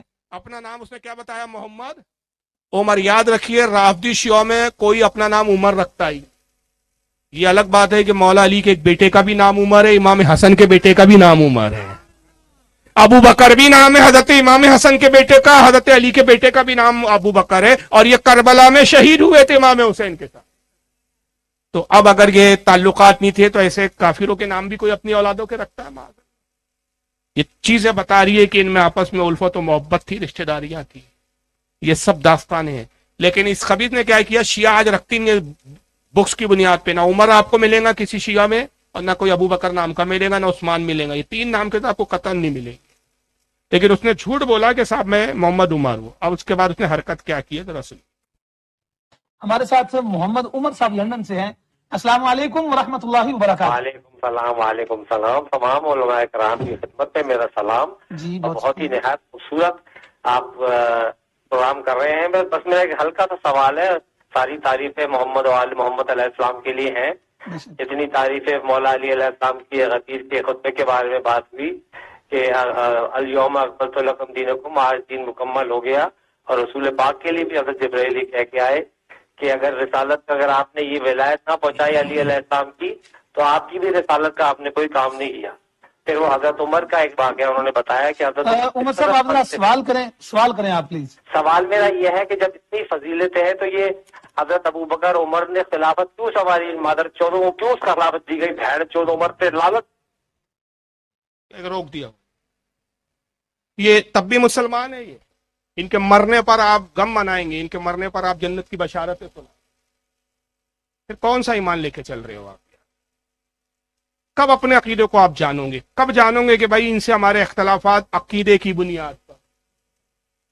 और अकीदे के मामले में ये बातें नहीं चलती। इंसानियत पहले देखना चाहिए, ये सब दुनियावी बातें कयामत के बाद और कयामत में और कब्र से लेकर आखिरी तक सिर्फ अकीदा पूछा जाएगा, इंसानियत नहीं पूछी जाएगी। लोग कहते हैं ना कि भाई जब वो इख्तलाफ होता है, झगड़े होते हैं, फसाद होते हैं, तो गोली चलती है तो गोली देखती नहीं है कि साहब ये सुन्नी है कि शिया है कि वहाबी है, वो तो सिर्फ मुसलमान देखती है। हमने कहा बेशक गोली नहीं देखती, कब्र में फरिश्ते जरूर देखते कि आने वाला सुन्नी है कि वहाबी है कि शिया है। अब तुझे गोली की फिक्र करनी है कि कब्र के फरिश्तों की फिक्र करनी है, अब तय करो। तो बहरहाल देखिए, खुले तौर पर उस खबीस ने गालियां बकी है, वो गाली में दोहरा भी नहीं सकता, आप सुन चुके हैं। जो सैयदना अबू बकर और उमर को खुलकर गालियां बकते हो हराम को, कहां से मुसलमान हो? खुदा की कसम सबसे पहले मौला अली होंगे जो इनको जूते लगाए, क्योंकि हदीस और रिवायतें बताती है। आप आइए, इमाम मुइबुद्दीन तबरी बहुत बड़े मुहद्दिस और आलिम इमाम गुजरे अहले सुन्नत में, उनकी किताब है अर-रियाजुन नज़रा। और दूसरे एक इमाम आते हैं हज़रत इमाम इब्न हजर अल मक्की अल हैतमी अश-शाफ़ई, इनकी किताब है अस-सवाइकुल मुहरिका। ये 2 किताबों के हवाले दिया। और भी कुछ किताबों में रिवायत है कि एक मरतबा सैयदना अबू बकर सिद्दीक अली को देखते हैं और मुस्कुराते, अली को देखते हैं मुस्कुराते। मौला अली ने कहा कि ऐ अबू बकर, ऐ अमीरुल मोमिनीन, क्या बात है कि आप मुझे देख रहे हैं, मुस्कुरा रहे? कहा अली, मुझे रसूलुल्लाह की एक हदीस याद आ गई आपको देख के। आज मैंने आपको देखा, मुझे हुजूर की वो हदीस याद आ गई। कहा अबू बकर, ऐ अमीरुल मोमिनीन, क्या हदीस याद आ गई? कहा कि रसूलुल्लाह ने फरमाया कि कयामत के दिन अली जिसको जन्नत का परवाना देंगे वही जन्नत में दाखिल होगा, और जिसको अली जन्नत का परवाना ना दे वो जन्नत में कभी दाखिल ना हो सकेगा। ये हदीस मुझे याद आ गई, इसलिए मैं आपको देख के मुस्कुरा रहा हूं कि आपकी क्या शान अली है, क्या शान है आपकी कि आप जिसको जन्नत का परवाना दे वो जन्नती हो जाए। तो मौला अली ने कहा कि अबू बकर, क्या इतनी ही हदीस आप जानते हैं या आजीजी में आप आधा हदीस का हिस्सा छुपा रहे हैं? कहा अली, तुम बेहतर जानते हो, क्योंकि अबू बकर अपनी तारीफ अपनी जबान से खुद करना नहीं चाहते। तो मौला अली ने इरशाद फरमाया कि अबू बकर सुनिए, बाद में हुजूर ने यह भी तो फरमाया था कि अली उसे जन्नत का परवाना हरगिज न देना जिसके दिल में अबू बकर की मोहब्बत ना हो। तो जन्नत में जाने के लिए 2 चीजें चाहिए, मोहब्बत अबू बकर और मौला अली का परवाना। और परवाना मिलने की शर्त यह है, परवाना अली देंगे लेकिन उस पर मोहर अबू बकर की मोहब्बत की चाहिए। मोहर ना हो तो परवाने की कोई अहमियत नहीं रह जाएगी। इसलिए हमें साहबा से भी मोहब्बत करना है, अहले बैत से भी मोहब्बत करना है। इसलिए हमारे इमाम ने कहा अहले सुन्नत का है बेड़ा पार, असहाबे हुजूर नज्म है और नाव है इतरत रसूलुल्लाह की। सितारे सहाबा है और नाव कौन है? अहले बैत है। अहले बैत की नाव में सवार हो जाइए, सितारों से रहनुमाई लीजिए, तो जन्नत जो मकाम जो मंजिल है उस मंजिल तक इंशाअल्लाह हम जरूर पहुंच जाएंगे। अल्लाह ताला आज की इस बज़्म को कबूल फरमाए, जो कुछ खिताब हुआ उस पर अमल की तौफीक अता फरमाए। वक्त नहीं है, असल में 2 बजे निकलना है, क्योंकि अभी सलाम भी है, फिर खाना भी नहीं खाया मैंने, वरना मैं सवाल जवाब की नशिस्त रखता। इंशाअल्लाह अल्लाह ने चाहा तो फिर कभी हाजिरी होंगी, तो इस तरह का इंतजाम करें। मुझे लगा था कि 10 बजे तकरीर शुरू हो जाएंगी, लेकिन थोड़ा सा एक मसला रहा कि यहाँ पता चला कि लोगों को देर से आने की आदत, ये आदत बदलिए साहब, जमाने के हिसाब से आप भी बदलिए। ہمارے اپنے شہر میں 9:30 پونے 10 بجے تقریر شروع ہو جاتی ہے، 12 بجے تک جلسہ ختم ہو جاتا ہے، 2-2.5 گھنٹے تقریر ہوتی ہے بھرپور. تو ایک تو آپ تھوڑا جلدی نہیں آئے، دوسرا پھر اتفاق سے لائٹ بھی بند ہو گئی تھی بیچ میں، 10-15 منٹ اس میں برباد ہو گئے، میرے خیال سے 20 منٹ برباد ہوئے اس میں. تو انشاءاللہ پھر کبھی حاضری کا موقع ملا تو پھر بھرپور خطاب ہوں گا. اور انتظامیہ سے بھی میں گزارش کروں گا جب اگر اگلی بار بلائیں تو ٹکٹ کا انتظام ہی ایسا کریں کہ صاحب شام کی ٹکٹ بنائیں تاکہ کوئی جانے کی جلد بازی نہ ہو، تقریر بھی ہو، تقریر کے بعد پھر پوری رات آپ کے ساتھ گزرے. اللہ تعالیٰ آج کی اس بزم کو قبول فرمائے، جو بھی حق بیان کیا گیا اس پہ عمل کی توفیق عطا فرمائے، کہنے بولنے میں کوئی لرزش غلطی ہو اپنے حبیب کے صدقے میں اس کو معاف فرمائے. وما علینا الا البلاغ المبین. السلام علیکم.